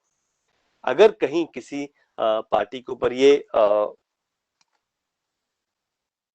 चल जाए कि अगर एक पर्टिकुलर पार्टी जिसने एक कॉन्ट्रैक्ट में एंटर किया है, उसके ऊपर किसी तरीके का प्रेशर था, किसी तरीके का दबाव था, या किसी तरीके की कोई धमकी थी, या किसी तरीके का कोई अनड्यू इन्फ्लुएंस था, या उसको धोखा दिया गया, या उसके साथ एक फ्रॉड किया गया, तो हम ये कहेंगे कि उस पार्टी की जो कंसेंट थी वो फ्री कंसेंट नहीं थी। किसी भी स्टेज के ऊपर अगर ये पता चलता है कि पार्टीज की कंसेंट फ्री नहीं है, तो आपका एक वैलिड कॉन्ट्रैक्ट वॉइड कॉन्ट्रैक्ट में कन्वर्ट हो सकता है on the ground of free consent. ठीक है, तो एक एसेंशियल एलिमेंट क्या होना चाहिए, दोनों पार्टीज की जो कंसेंट है वो फ्री होनी चाहिए। किसी भी तरीके का दबाव, धोखा, धमकी, मिस्टेक या मिस प्रेजेंटेशन। मान लीजिए मैं आपको एक छोटा सा एक एग्जांपल देता हूं कि अगर एक पर्टिकुलर पर्सन दूसरे पर्टिकुलर पर्सन की गाड़ी को खरीदना चाहता है, ऑफर एंड एक्सेप्टेंस कि I want to buy your car, और दूसरा आदमी कहता है ठीक है sir, I am ready to sell of my car. लेकिन जो पहला पर्सन है, द फर्स्ट पार्टी, वो एक कंडीशन लगाता है अपनी ऑफर या प्रपोजल में कि I want to buy your car, लेकिन आपकी गाड़ी एक्सीडेंटल नहीं होनी चाहिए। दोबारा सुनिए, one particular party ready to buy a car of second person with this condition कि सर ये कार मैं खरीदना चाहता हूं, लेकिन ये कार जो है एक्सीडेंटल नहीं होनी चाहिए। क्लियर? सेकंड पार्टी जिसकी वो कार है वो एक्सीडेंटल है, एक्चुअली जेन्युइनली वो एक्सीडेंटल कार है, और उसको पता है कि मेरी गाड़ी का एक्सीडेंट हुआ है और मैंने उसको रिपेयर कराया हुआ है। पता होने के बावजूद वो उसके साथ एक धोखाधड़ी करता है या मिस प्रेजेंटेशन करता है, या अपने उस फैक्ट्स को जो एक्सीडेंटल वाला फैक्ट है उसको वो छुपाता है जानकर, धोखा देता है और कहता है कि नहीं मेरी गाड़ी एक्सीडेंटल नहीं है, आप मेरी गाड़ी खरीद लीजिए। और उसके इस फैक्ट के ऊपर या इस एक्सप्लेनेशन के ऊपर फर्स्ट पार्टी सेकंड पार्टी की गाड़ी को खरीद लेता है। देखिए पहला प्रपोजल क्या था, ऑफर क्या था, he want to buy a car of second party with this condition कि वो गाड़ी एक्सीडेंटल नहीं होनी चाहिए, मैं तभी खरीदूंगा। सेकंड पार्टी को पता था कि मेरी गाड़ी एक्सीडेंट हुई थी और उसको मैंने रिपेयर कराया था, डेंटिंग पेंटिंग कराया था या उसको ठीक कराया था। इस फैक्ट को छुपाते हुए, उस फैक्ट को मिस प्रेजेंट करते हुए या धोखा देते हुए, फ्रॉड, उस फैक्ट्स को छुपाते हुए। देखिए किसी फैक्ट को अगर आप छुपाते हैं किसी से, तो बेसिकली आप उसको धोखा दे रहे हैं, मिस प्रेजेंटेशन ऑफ फैक्ट्स कर रहे हैं। उसने बोला कि नहीं मेरी गाड़ी कभी एक्सीडेंटल नहीं हुई, उसका एक्सीडेंट नहीं हुआ, आप, और उसको विश्वास करके वो गाड़ी को खरीद लेता। लेकिन जब खरीदने के बाद पता चलता है उसको कि ये गाड़ी एक्सीडेंटल थी, और इस फैक्ट पता था सेकंड पार्टी को और मेरे से इसको छुपाया गया, या इस फैक्ट्स को मुझे धोखा दिया गया इस फैक्ट्स के ऊपर, तो इसको हम कहेंगे hampering of free consent. First party की जो कंसेंट थी वो फ्री नहीं थी, क्योंकि उसको धोखा दिया गया, उसके फैक्ट्स को छुपाया गया, फ्रॉड इज देयर। जैसे ये चीज क्लियर होगा तो हम ये कह सकते हैं कि the consent of first party is not free. और जैसे एक चीज क्लियर होगा कि consent of one particular party is not free, free consent का एलिमेंट नहीं है, being as essential part of section 10, आपका एक जो कॉन्ट्रैक्ट है वो एक वॉइड कॉन्ट्रैक्ट हो जाएगा, उसकी वैलिडिटी हैम्पर हो जाएगी, क्योंकि उसका एसेंशियल एलिमेंट जो है फ्री कंसेंट वो डिस्टर्ब हो गया। ठीक है, तो एक existence of free consent is must between the parties, among the parties, to establish a valid contract. The consent of party must be free and genuine. ठीक है, तो किसी तरीके का फ्रॉड, किसी तरीके का अनड्यू इन्फ्लुएंस, किसी भी तरीके का मिसप्रेजेंटेशन ऑफ फैक्ट, किसी भी तरीके का मिस्टेक, ये मैं आपको आगे डिटेल में पढ़ाऊंगा, लेकिन अभी just for the sake of knowledge free consent का मतलब क्या है ये मैंने आपको थोड़ा सा एक्सप्लेन किया। तो essential element existence of free consent must be there. इसके बाद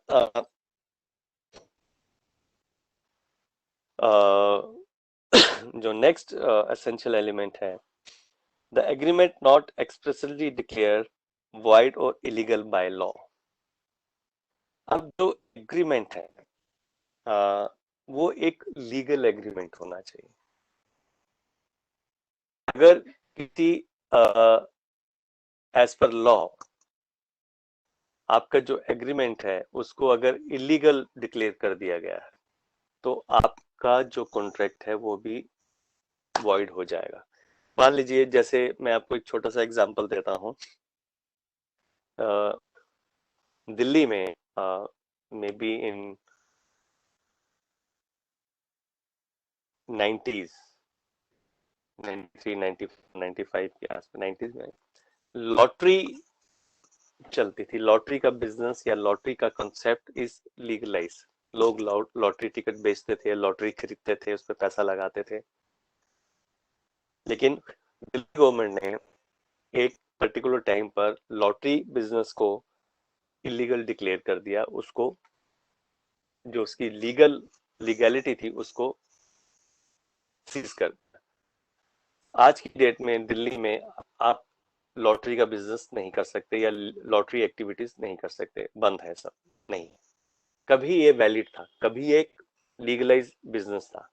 तो जब आप जो पार्टीज जब वो लीगल था, जो उसमें उस बिजनेस में जो वेंडर थे या एजेंट थे या जो उस लॉटरी सिस्टम में पैसा लगाते थे या जो उस लॉटरी बिजनेस को चलाते थे या मैनेज करते थे, इट वाज ऑल लीगल, तो वो आप कर सकते थे। लेकिन जब दिल्ली गवर्नमेंट ने लॉटरी सिस्टम को बंद कर दिया, उसकी लीगैलिटी को क्लोज कर दिया, तो आज की डेट में लॉटरी बिजनेस इज इलीगल। तो ये भी एक एसेंशियल एलिमेंट है कि जो एग्रीमेंट या उसको लॉ ने by the virtue of law उसको इलीगल डिक्लेयर कर दिया, आप उसको बिजनेस को नहीं कर सकते, उस एग्रीमेंट को परस्यू नहीं कर सकते। तो नटशल ये हुआ कि जो भी आप एग्रीमेंट करेंगे, जो भी आप एक्टिविटी करेंगे, वो लीगलाइज होना चाहिए। इलीगल काम के लिए आप एग्रीमेंट नहीं करेंगे, और एग्रीमेंट करेंगे तो वो एक वैलिड कॉन्ट्रैक्ट का फॉर्मेशन नहीं होगा। ये एक दूसरा एसेंशियल एलिमेंट है। इसके बाद नेक्स्ट एसेंशियल एलिमेंट जो आता है for the formation of legal contract is certainty of terms. Certainty of term का मतलब है कि जो भी ऑफर किया जा रहा है या जो किसी काम को करने या ना करने की बात की जा रही है और दूसरी पार्टी उसको जो एक्सेप्ट कर रही है, जो एक्शन है, जो वर्किंग है या जो ऑब्जेक्ट है, वो सर्टेन होना चाहिए, उसमें अनसर्टेनिटी नहीं होनी चाहिए। देखिए, अगर मैं आपको कहता हूँ कि एक टीचर किसी स्टूडेंट को ट्यूशन पढ़ाने की बात करता है, तो ये एक सर्टेन वर्क है, दैट इज में अनसर्टेनिटी वाली बात नहीं। मैं आपको बोलता हूँ कि मेरा एक वर्कशॉप है, आपकी गाड़ी को मैं रिपेयर कर दूंगा, ये भी एक फॉर्मेशन ऑफ कॉन्ट्रैक्ट है। आपकी गाड़ी है, आप ठीक कराना चाहते हैं, मैं रिपेयर करना चाहता हूँ, आई हैव अ गैरेज। एक सर्टेनिटी है, इसमें अनसर्टेनिटी वाली कोई बात नहीं। लेकिन अगर कोई कॉन्ट्रैक्ट इस तरीके से किया जाए कि जिसमें किसी काम को करने की अनसर्टेनिटी है, आप उसको वो काम होगा या नहीं होगा उसके बारे में आप सर्टेन नहीं है, सर्टेनिटी इज देयर, आप उस काम को परफॉर्म नहीं कर सकते या कर सकते हैं इसके बारे में क्लैरिटी नहीं है, सर्टेनिटी नहीं है, तो इस तरीके के काम के लिए आप एक वैलिड कॉन्ट्रैक्ट का फॉर्मेशन नहीं कर सकते। अगर आप कोई वैलिड कॉन्ट्रैक्ट या एग्रीमेंट या एक्टिविटी को आप एक कॉन्ट्रैक्ट का फॉर्मेशन करते हैं, लेकिन जो उसकी ऑब्जेक्ट है, जो उसकी वर्किंग है, जो उसमें विलिंगनेस है किसी काम को करने की, उसमें सर्टेनिटी नहीं है, अनसर्टेन है, तो ऐसे अनसर्टेनिटी वाले कॉन्ट्रैक्ट को हम एक वैलिड कॉन्ट्रैक्ट नहीं कहेंगे। तो content of work, content of willingness within the bracket of a valid contract is certainty. Certain होना चाहिए, uncertainty नहीं होनी चाहिए। उसके बाद जो नेक्स्ट एक एसेंशियल एलिमेंट है, मैंने आपको अभी बताया भी था, फॉर्मेशन ऑफ लीगल रिलेशनशिप। दोनों पार्टीज के बीच में लीगल रिलेशनशिप का होना जरूरी है। अगर दो पार्टीज के बीच में सोशल रिलेशनशिप है, लीगल रिलेशनशिप के डेवलपमेंट नहीं है, तो वो एक वैलिड कॉन्ट्रैक्ट की फॉर्मेशन नहीं करेगा। मैंने आपको एग्जांपल, वो एक ब्रेकफास्ट अगर आप घर पे करते हैं यार, एक रेस्टोरेंट में करते हैं, रेस्टोरेंट में वो आपका एक लीगल रिलेशनशिप हो रहा है, और घर पे जो आप ब्रेकफास्ट की बात करते हैं वो एक सोशल रिलेशनशिप है। तो सोशल रिलेशनशिप के ऊपर आप कॉन्ट्रैक्ट का फॉर्मेशन नॉट पॉसिबल, लेकिन जहाँ लीगल रिलेशनशिप, रेस्टोरेंट में आप जाके ब्रेकफास्ट कर रहे हैं, लीगल रिलेशनशिप का फॉर्मेशन है, वो एक वैलिड कॉन्ट्रैक्ट की फॉर्मेशन करता है। तो legal relationship is also one of the most important and essential element of a valid contract, जिसके रिलेशन में मैंने आपको एक केस का रेफरेंस भी दिया था, बाल्फर वर्सेस बाल्फर। ठीक है, उसके बाद एक नेक्स्ट जो एसेंशियल एलिमेंट आता है under section 10, that is legal formalities. ऐसा कॉन्ट्रैक्ट जहां जरूरत है लीगल फॉर्मेलिटीज को करने की, तो वहां पर लीगल फॉर्मेलिटीज जब तक आप नहीं करेंगे तो आप एक लीगल कॉन्ट्रैक्ट का फॉर्मेशन नहीं कर पाएंगे। जिसका देखिए, मैं अभी आपको एक छोटा सा एग्जांपल देता हूँ कि अगर आप कोई सी प्रॉपर्टी का सेल या परचेज करते हैं, मान लीजिए आप किसी एक घर को खरीदना चाहते हैं या किसी प्लॉट को खरीदना चाहते हैं, तो ये कैसे पता चलेगा कि, और आप इसको कैसे प्रूव कर पाएंगे कि आपने इस घर को खरीद लिया और आप इस पर्टिकुलर डेट से इस घर के मालिक हैं? कैसे प्रूव करेंगे? जब तक उसका डॉक्यूमेंटेशन नहीं होगा, जब तक एक सेल डीड नहीं बनेगी, जो सेलर है और जो आप बायर हैं अपने सेल डीड के ऊपर सिग्नेचर नहीं करेंगे, और वो सेल डीड में जब तक ये लीगल फॉर्मेलिटीज नहीं पूरी होंगी, एक legal formality is on a stamp paper formation of और execution of sale deed related to a particular property. जब एक तो उस पर्टिकुलर प्रॉपर्टी से रिलेटेड वो सेल डीड या डॉक्यूमेंटेशन नहीं होगा, लीगल फॉर्मेलिटीज को आप पूरा नहीं करेंगे, तब तक आप प्रूव नहीं कर पाएंगे कि आप इस घर के नए मालिक हैं या ये प्रॉपर्टी आपने खरीद ली है। तो कहने का पर्पस ये है कि जहां जिस जगह पर, जिस कॉन्ट्रैक्ट में जरूरी है, necessity is there to do the legal formalities, वहां पर लीगल फॉर्मेलिटीज करना भी एक एसेंशियल एलिमेंट है किसी भी कॉन्ट्रैक्ट के फॉर्मेशन के लिए। तो these are the essential elements as per section 10, जहां हमको basically section 10 is a testing point. Section 10 is the testing point related to essential elements of a valid contract. अगर इन essential element में से कोई भी एक element अगर absent है या उसकी presence नहीं है, तो आपका जो कॉन्ट्रैक्ट है वो एक वैलिड कॉन्ट्रैक्ट नहीं हो सकता। तो किसी भी कॉन्ट्रैक्ट की वैलिडिटी को टेस्ट करने के लिए आपके पास जो टेस्टिंग ग्राउंड है वो एक सेक्शन 10 है। तो सेक्शन 10 के जो मैंने अभी आपको जो एलिमेंट्स बताए या जिनके ऊपर हमने अभी डिस्कशन किया है को आप चेक करें, उनको आप अपने कॉन्ट्रैक्ट के फॉर्मेशन के ऊपर चेक करें कि भी फ्री कंसेंट है या नहीं है, लीगैलिटी है या नहीं है, लीगल रिलेशनशिप है या नहीं है, जो ऑब्जेक्ट है वो लॉफुल ऑब्जेक्ट है या नहीं है, कंसिडरेशन है या नहीं है, कंसिडरेशन लीगलाइज है या नहीं है। ये सब चीजें जो पार्टीज है they are competent to enter into a contract, ऐसा है या नहीं है। ये सब चीजें एक टेस्टिंग पॉइंट्स हैं, ये सब सेक्शन 10 के अंदर डिस्क्राइब है। तो सेक्शन 10 के अंदर जितने भी एसेंशियल एलिमेंट्स हैं उनको आप टेस्ट करेंगे और उसके टेस्टिंग के ऊपर ही आप डिसाइड कर पाएंगे कि जिस कॉन्ट्रैक्ट की हम बात कर रहे हैं वो कॉन्ट्रैक्ट एक वैलिड कॉन्ट्रैक्ट है या वॉइड कॉन्ट्रैक्ट है।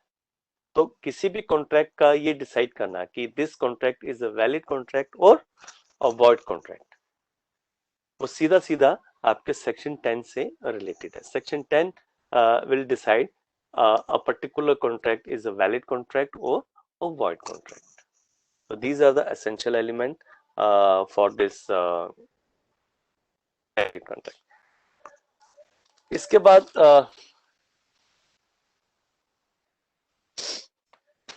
टर्मिनोलॉजीज को कुछ हम डिस्कस कर लेते हैं।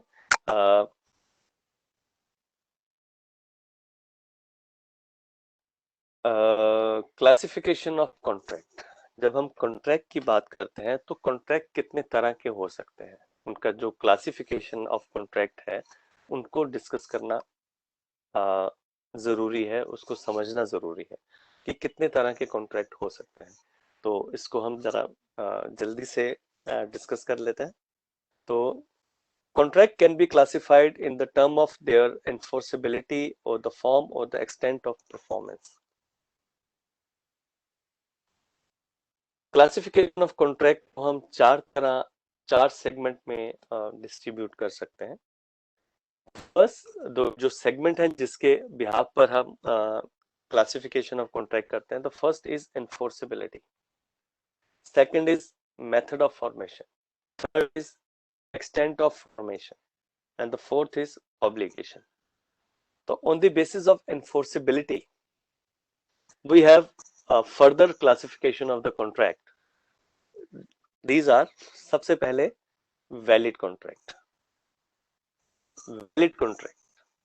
Valid contract is very simple, मैंने already आपको बता चुका हूँ। Valid contract is a basically an agreement which is enforceable by law is a valid contract. Second is a void contract. Second is a void contract, an agreement not enforceable by law. Second is a void agreement, ऐसा agreement जो law से enforceable नहीं है, which is not enforceable by law, is a void agreement. Valid contract is agreement, a valid agreement enforceable by law is a valid contract. और void contract जो है, void agreement जो है, agreement which is not enforceable by law, उसको हम void agreement बोलते हैं। अब इसी तरीके से void contract जो है बेसिकली जब एक कॉन्ट्रैक्ट को बिकॉज ऑफ लॉ सीज कर दिया जाता है या रोक दिया जाता है किसी वजह से। एक आपका वैलिड कॉन्ट्रैक्ट है, आपने एक वैलिड कॉन्ट्रैक्ट बनाया, लेकिन किसी वजह से या लॉ की एनफोर्सेबिलिटी से उसको रोक दिया जाता है, उस कॉन्ट्रैक्ट को एग्जीक्यूट करने से रोक दिया जाता है, उसको हम वॉइड कॉन्ट्रैक्ट बोलते हैं। सर हाँ, बता दीजिए किसका? सर ये वॉइड कॉन्ट्रैक्ट का।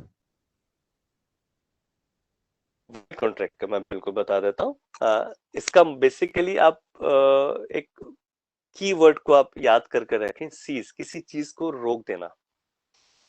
जैसे मैंने अभी आपको लॉटरी वाला ही बिजनेस का भी एक एग्जांपल दिया था। कभी एक टाइम पर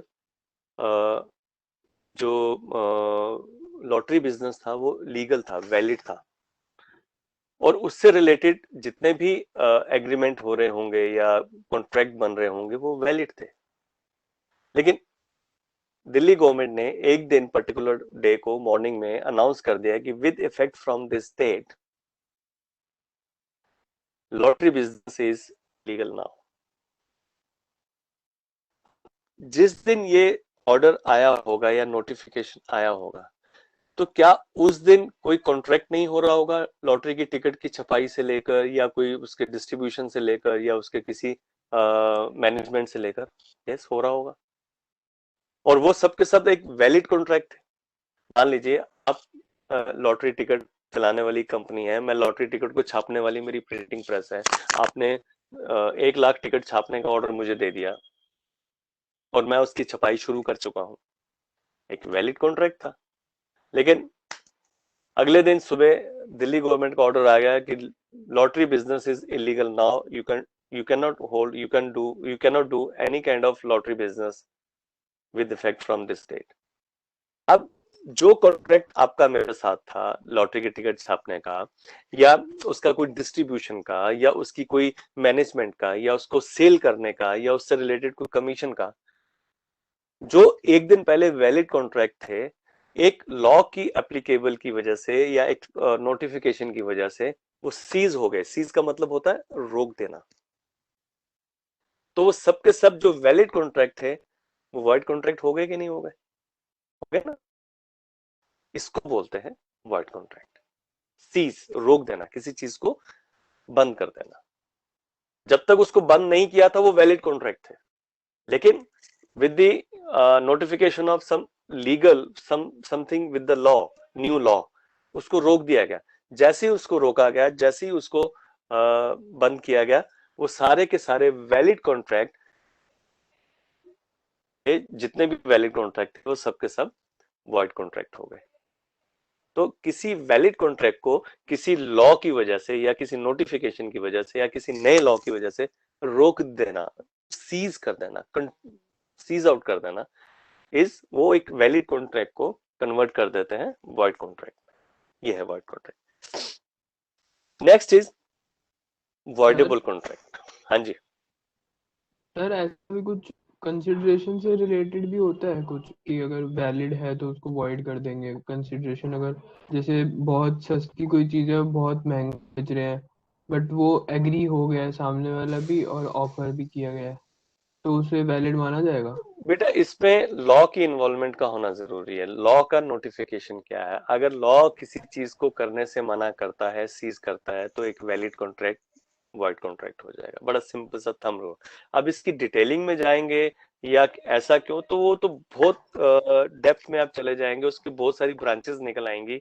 वो अभी आपको उस इस स्टेज के ऊपर उसको डिस्कस करना थोड़ा सा टॉपिक से हट जाएंगे और कंफ्यूज भी हो जाएंगे। ठीक है, अभी ओके सर। शुरुआत है, अभी कॉन्ट्रैक्ट की अभी कॉन्ट्रैक्ट का कॉन्सेप्ट समझने की कोशिश करो। वॉइड कॉन्ट्रैक्ट क्या है? जब एक वैलिड कॉन्ट्रैक्ट को सीज कर दिया जाता है because of some law notification. अभी आप इतना समझो, तो वो जब अब वैलिड कॉन्ट्रैक्ट को रोक दिया गया किसी लॉ के नोटिफिकेशन से, जैसे मैंने आपको लॉटरी बिजनेस बताया, तो वो एक वॉइड कॉन्ट्रैक्ट हो गया। ठीक है, next is voidable contract. Voidable contract is basically is action taken by on the option of one party। देखिए, वॉइडेबल कॉन्ट्रैक्ट उसको कहते हैं जो एक वैलिड कॉन्ट्रैक्ट को वॉइड कॉन्ट्रैक्ट में on the option of one party कर सकते हैं, उसको हम वॉइडेबल कॉन्ट्रैक्ट बोलते हैं। Voidable contract is a basically process. Voidable contract is a basically process to convert valid contract into a void contract. मेरी बात को फिर दोबारा से समझने की कोशिश करो। Voidable contract is a basically process, वो एक प्रोसेस है। किस चीज का प्रोसेस है? वैलिड कॉन्ट्रैक्ट को वॉइड कॉन्ट्रैक्ट में बदलने का। अभी मैं आपको एक्सप्लेन करता हूं। अभी मैंने आपको सेक्शन 10 में एसेंशियल एलिमेंट्स बताए थे कुछ, उसमें एक कैपेसिटी ऑफ कॉन्ट्रैक्ट में साउंड माइंड और अनसाउंड माइंड के मैंने आपसे जिक्र किया था। और दूसरा मैंने आपसे एक बात किया था, फ्री कंसेंट। मान लीजिए एक पर्टिकुलर पार्टी दूसरे किसी पर्टिकुलर पार्टी के साथ, एक इंडिविजुअल किसी दूसरे इंडिविजुअल के साथ कोई कॉन्ट्रैक्ट करता है। जब कॉन्ट्रैक्ट करता है तो एक वैलिड कॉन्ट्रैक्ट बन गया, उसमें ऑफर भी है, एक्सेप्टेंस भी है, एग्रीमेंट भी है, लीगलाइज ऑब्जेक्ट भी है, कंसिडरेशन भी है, तो वो एक वैलिड कॉन्ट्रैक्ट बन गया। लेकिन this is on the option of one particular party. एक दिन के बाद या 2 दिन के बाद या 3 दिन के बाद या पर्टिकुलर टाइम पीरियड के बाद एक पार्टी क्लेम करती है कि इस कॉन्ट्रैक्ट में जो मेरा इन्वॉल्वमेंट है, जो इसको मैंने एग्रीमेंट में साइन किया है या जो कॉन्ट्रैक्ट डीड के ऊपर साइन किया है, जो मेरा कॉन्ट्रैक्ट का फॉर्मेशन है, इसमें मेरी जो कंसेंट थी सर वो फ्री नहीं थी। I was under influence. मेरे को ऊपर प्रेशर था, मेरे को अनड्यू इन्फ्लुएंस डाला गया था, मुझे धमकाया गया था या डराया गया था या मुझे थ्रेटनिंग की गई थी या मुझे धमकी दी गई थी। मैं तो डर के मारे इस एग्रीमेंट में मैंने साइन कर दी। जैसे जब तक वो पार्टी अपने फ्री कंसेंट के लिए कुछ नहीं बोलती, तो एग्रीमेंट इज अ वैलिड, एक वैलिड एग्रीमेंट है। जैसे ही अगर एक पार्टी ने ये कहा और प्रूफ कर दिया कि eight the time of entering into this contract my consent was not free, मेरी जो कंसेंट थी वो फ्री नहीं थी, मुझे धमकाया गया था या मेरे ऊपर कोई अनड्यू इन्फ्लुएंस डाला गया था या मुझे प्रेशराइज किया गया था या किसी फैक्ट को छुपाया गया था या मेरे साथ धोखाधड़ी की गई थी। जैसे ही प्रूफ कर देगा कि my consent was not free while entering into a contract, immediately वो जो एक वैलिड कॉन्ट्रैक्ट था वॉइड कॉन्ट्रैक्ट में कन्वर्ट हो जाएगा, क्योंकि as per section 10 essential element free consent का होना बहुत जरूरी है। जैसे ही पार्टी ने ये प्रूव कर दिया my consent was not free, elimination of section 10 essential element free consent हट गया। फ्री कंसेंट हटते ही एक वैलिड कॉन्ट्रैक्ट क्या बन जाएगा? Void contract. ये जो प्रोसेस है किसी वैलिड कॉन्ट्रैक्ट का वॉइड कॉन्ट्रैक्ट में conversion is basically known as a voidable contract. Voidable contract वो कॉन्ट्रैक्ट है जो एक वैलिड कॉन्ट्रैक्ट को वॉइड कॉन्ट्रैक्ट में बदल सकते हैं। Basically voidable contract is a process. तो ऐसे कॉन्ट्रैक्ट, ऐसे वैलिड कॉन्ट्रैक्ट जो वॉइड कॉन्ट्रैक्ट में कन्वर्ट हो सकते हैं, उनको हम वॉइडेबल कॉन्ट्रैक्ट बोलते हैं। And that voidable contract is on the option of one particular party. जैसे मैंने आपको वॉइडेबल कॉन्ट्रैक्ट में सर वॉइडेबल कॉन्ट्रैक्ट में ये भी कह सकते हैं कि वो फ्री कंसेंट नहीं होता उसमें कोई एक पार्टी। हाँ वही तो, जब तक वो option on the option of one party. देखिए एक पार्टी, दोनों पार्टी ने एक एग्रीमेंट कर दिया, जो एग्रीमेंट कर दिया तो वो एक वैलिड एग्रीमेंट है, एक वैलिड इन्फोर्सेबल बाय लॉ है, तो वो एक वैलिड कॉन्ट्रैक्ट है। लेकिन अगर यश मिश्रा जी आप बिल्कुल ठीक कह रहे हैं पुरस्सन, अगर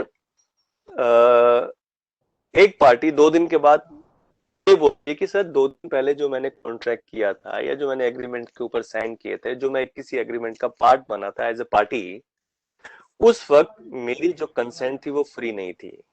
my consent was not free, I was under pressure, I was under undue influence, या मेरे साथ धोखा किया गया था। Okay sir. उसी वक्त सेक्शन 10 का जो एक एसेंशियल एलिमेंट है फ्री कंसेंट, वो हैम्पर हो गया, वो डिस्टर्ब हो गया, वो एलिमिनेट हो गया। उसका रिजल्ट क्या हुआ? वॉइडेबल बन गया। एलिमेंट हटते ही जो एक वैलिड कॉन्ट्रैक्ट था on the option of one particular, जब तक वो पार्टी चुप रहती, शांत रहती, नहीं बोलती, तब तक वो कॉन्ट्रैक्ट वैलिड है ना। हाँ उसने बोला कि सर मेरी कंसेंट, जो कंसेंट थी वो फ्री नहीं थी, आई एम प्रूविंग दिस, मुझे डराया गया था, धमकाया गया था या धोखा दिया गया था। फ्री कंसेंट का एलिमेंट हटते ही वो जो वैलिड कॉन्ट्रैक्ट था वो क्या हो गया? Void contract. तो ये जो कन्वर्जन है, हाँ जो ये जो कन्वर्जन है एक वैलिड कॉन्ट्रैक्ट का कन्वर्ट होना वॉइड कॉन्ट्रैक्ट में, इसको हम वॉइडेबल कॉन्ट्रैक्ट बोलते हैं। That is a conversion, that is a process, that is a प्रक्रिया, कन्वर्जन। Okay sir. और ओके ऐसे कॉन्ट्रैक्ट जो कन्वर्ट नहीं हो सकते वो वैलिड कॉन्ट्रैक्ट है, ठीक है। लेकिन जो कन्वर्ट हो सकते हैं on the option of, underline the word, on the option of a party, a one particular party, उनको हम voidable contract बोलते हैं, ठीक है। Okay sir. उसके बाद आ सर जाते हैं, यस सर जो वाइड कॉन्ट्रैक्ट होते हैं बट पहले वो वैलिड होते हैं फिर बाद में वाइड होते हैं ना। हाँ वाइड कॉन्ट्रैक्ट। हाँ, तो उनको तो हम voidable contract बोलते हैं बेटा, बट सर जो मैंने ना बदले। मैंने वॉइड कॉन्ट्रैक्ट का एग्जाम्पल पढ़ा था उसमें मतलब एक्स ने ना वाई को ना ऑफर दिया था उसके साथ शादी करने के लिए बट कुछ टाइम बाद वाई की डेथ हो जाती है तो वाई की डेथ से पहले वो वैलिड था बट उसके बाद वो वाइड हो गया। तो बेटा मैंने तो अभी बताया उसको ना, वाइड कॉन्ट्रैक्ट में इट इज अ सीज, किसी चीज को रोकना लीगली। किसी कॉन्ट्रैक्ट को जब आप रोक देते हैं उसको हम वाइड कॉन्ट्रैक्ट बोलते हैं, अभी तो मैंने बताया आपको, यस सर, अभी ड्यू बट टू मैंने आपको सर अभी जो सर्कमस्टांसेस। फ्री कंसेंट वाला था वो तो स्टार्टिंग से अगर वो किसी को नहीं अगर फन पार्टी नहीं बोलती है तो वो वैलिड मतलब वो स्टार्टिंग से ही वैसे उसके साथ फ्रॉड हुआ ना बट उसने बोला नहीं। बट जो इसमें जो एक्स वाई वाला था इसमें तो वो पहले अब वैलिड बेटे था। आप कंफ्यूज हो रहे हैं, आप कंफ्यूज हो रहे हैं, पहले आप मुझे सुन लो थोड़ा सा। आप दो चीजों में कंफ्यूज हो रहे हैं। वॉइडेबल ऐसे कॉन्ट्रैक्ट होते हैं जिनको कन्वर्ट किया जा सकता है valid to void on the option of one particular party. Free consent भी हो सकता है, वो कॉम्पिटेंट पार्टीज भी हो सकता है, अनसाउंड माइंड वाली बात भी हो सकती है, हो सकती है। ओके ऐसे सर। कॉन्ट्रैक्ट जो वैलिड हैं लेकिन उनको हम कन्वर्ट कर सकते हैं on the option of a particular party into void contract, उनको हम वॉइडेबल कॉन्ट्रैक्ट बोलते हैं। और वॉइड कॉन्ट्रैक्ट वो होते हैं जिनको आप सीज कर देते हैं, रोक देते हैं। अब एक वैलिड कॉन्ट्रैक्ट है, उसको फ्री कंसेंट की वजह से आपने उसको रोक दिया ना, उसकी यस सर। वैलिडिटी को रोक दिया, तो वो वॉइड कॉन्ट्रैक्ट हो गया, ओके ठीक है। सर। तो तो ऐसे कॉन्ट्रैक्ट जिन सर सर की वजह से हम मतलब रोक भी सकते हैं उसे और कोई एलिमेंट नहीं कर बेटा सकता। और भी हो सकते हैं, और भी हो सकते हैं, मुझे चैप्टर क्लोज करना दो बेटा, नहीं तो अभी बहुत लंबी चली जाएगी डिस्कशन और चैप्टर रुक जाएगा। अभी तो मैंने आपको दो एग्जांपल दिए हैं, इसमें 10 एग्जांपल भी हो सकते हैं, 10 तरह की मोडालिटीज भी हो सकती हैं। वही तो मैंने बताया कि किसी भी चीज वैलिडिटी को चेक करने के लिए आपके पास जो टेस्टिंग ग्राउंड है वो सेक्शन 10 है। मान लीजिए मैंने आपको, एक टीचर ने किसी को ट्यूशन पढ़ाई, ठीक है, 10,000 रुपीज फीस फिक्स हो गया कि सर आप मेरे को 10 क्लासेस पढ़ाएंगे, मैं आपको 10,000 रुपीज फीस लूंगा। वो कहता है ठीक है, वैलिड कॉन्ट्रैक्ट। जब टीचर आप अपनी पेमेंट लेने जाता है तो उसको 10,000 जो कंसिडरेशन है, लॉफुल कंसिडरेशन, वो लॉफुल कंसिडरेशन 10,000 के करेंसी देने के बजाय उन्होंने, स्टूडेंट ने उसको एक अफीम का पैकेट पकड़ा दिया कि सर इसकी मार्केट वैल्यू 20,000 है, मैं आपको 10,000 में सेटल कर रहा हूँ, ये लो कंसिडरेशन। क्या किसी की ट्यूशन फीस या किसी की रिपेयर वर्क या किसी की सर्विसेज की जो फीस है आप करेंसी में देंगे, चेक से देंगे, या हफीम या किसी ड्रग्स का पैकेट बना के देंगे, चाहे उसकी वैल्यू मार्केट में ज्यादा हो?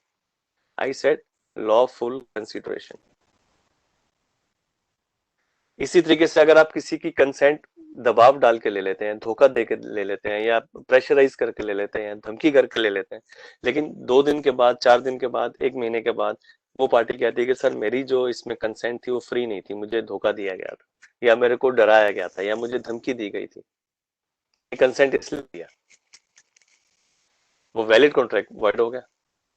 या आप, वो ये कहता है कि सर जब मैंने अपने इस कॉन्ट्रैक्ट में एंटर किया था मैं तो शराब के नशे में था, मैं सोच ही नहीं सकता था, समझ ही नहीं था, हाँ साइन कर दिया मैंने कॉन्ट्रैक्ट में, जैसा बोला मैंने कर दिया, सोचने आई वॉज नॉट, मैंने बोला ना unsound mind and the sound mind, मैंने बोला था ना अनसाउंड माइंड का मतलब ये नहीं होता कि इंसान पागल है या मेंटली डिस्टर्ब है। अनसाउंड माइंड का मतलब होता है कि अ पर्टिकुलर टाइम पीरियड पर, the particular time period, the moment you are entering into a contract, आप साउंड माइंड नहीं थे। इसके ऊपर भी आपका जो एक वैलिड कॉन्ट्रैक्ट है वो वाइड कॉन्ट्रैक्ट हो सकता है। उस वैलिडिटी को रोका जा सकता है, बंद किया जा सकता है। इसको हम अवॉइडेबल कॉन्ट्रैक्ट बोलते हैं। इसमें बहुत सारे ऑप्शंस हो, बहुत सारे हैं जी। हाँ ठीक है, ऑप्शंस बहुत सारे हो सकते हैं। अभी आप फॉर्मेशन थोड़ा इसको सोचो। अब नेक्स्ट है कि अनएनफोर्सेबल कॉन्ट्रैक्ट। अनएनफोर्सेबल कॉन्ट्रैक्ट वो होते हैं जिनको इन्फोर्सेबल बाय लॉ नहीं किया जा सकता due to some technical grounds, due to some technical grounds. और जैसे वो टेक्निकल जो इश्यूज हैं या टेक्निकल डिफेक्ट्स हैं वो दूर हो जाएंगे, वो कॉन्ट्रैक्ट फिर इन्फोर्सेबल हो जाएंगे। और जब तक वो इशू रहेंगे वो अनएनफोर्सेबल रहेंगे। बड़ा छोटा सा एक जल्दी से क्योंकि टाइम हमारे पास कम रह गया, एक छोटा सा एग्जांपल मैं आपको देता हूँ। मान लीजिए अभी आप इंपोर्ट एक्सपोर्ट का बिजनेस है आपका, और आप पाकिस्तान से कुछ इंपोर्ट एक्सपोर्ट का बिजनेस कर रहे हैं। अब यहाँ से कुछ मान लीजिए शुगर्स भेज रहे हैं और वहां से कुछ कपड़ा या ड्राई फ्रूट मंगा रहे हैं। बिजनेस है, कर सकते हैं आप। अब पाकिस्तान के साथ आपका झगड़ा भी है, नाराजगी भी है, इश्यूज भी हैं, सब कुछ है, लेकिन बिजनेस भी हो रहा है। आप इंपोर्ट एक्सपोर्ट का बिजनेस कर रहे हैं। जब आप बिजनेस करते हैं तो कॉन्ट्रैक्ट का फॉर्मेशन है, एग्रीमेंट है, वैलिड कॉन्ट्रैक्ट है। अभी भी आज इस वक्त भी कोई ना कोई कॉन्ट्रैक्ट हो रहा होगा, कल भी हुआ होगा, आज शाम को भी हो रहा होगा। मान लीजिए आज शाम को, रात को हमारे प्राइम मिनिस्टर जी या हमारे प्रेसिडेंट साहब डिक्लेयर कर देते हैं we are at war with particular country. अब ये टेक्निकल डिफेक्ट आ गया। अब लॉ ये कहता है कि जिस कंट्री के साथ अगर आप वॉर हैं, आपका जो एक स्टेटस है वो you are at war with a particular country, तो आप उस कंट्री के साथ कोई भी बिजनेस डील नहीं कर सकते, वो एनिमी कंट्री हो जाती है। दुश्मन कंट्री के साथ आप कोई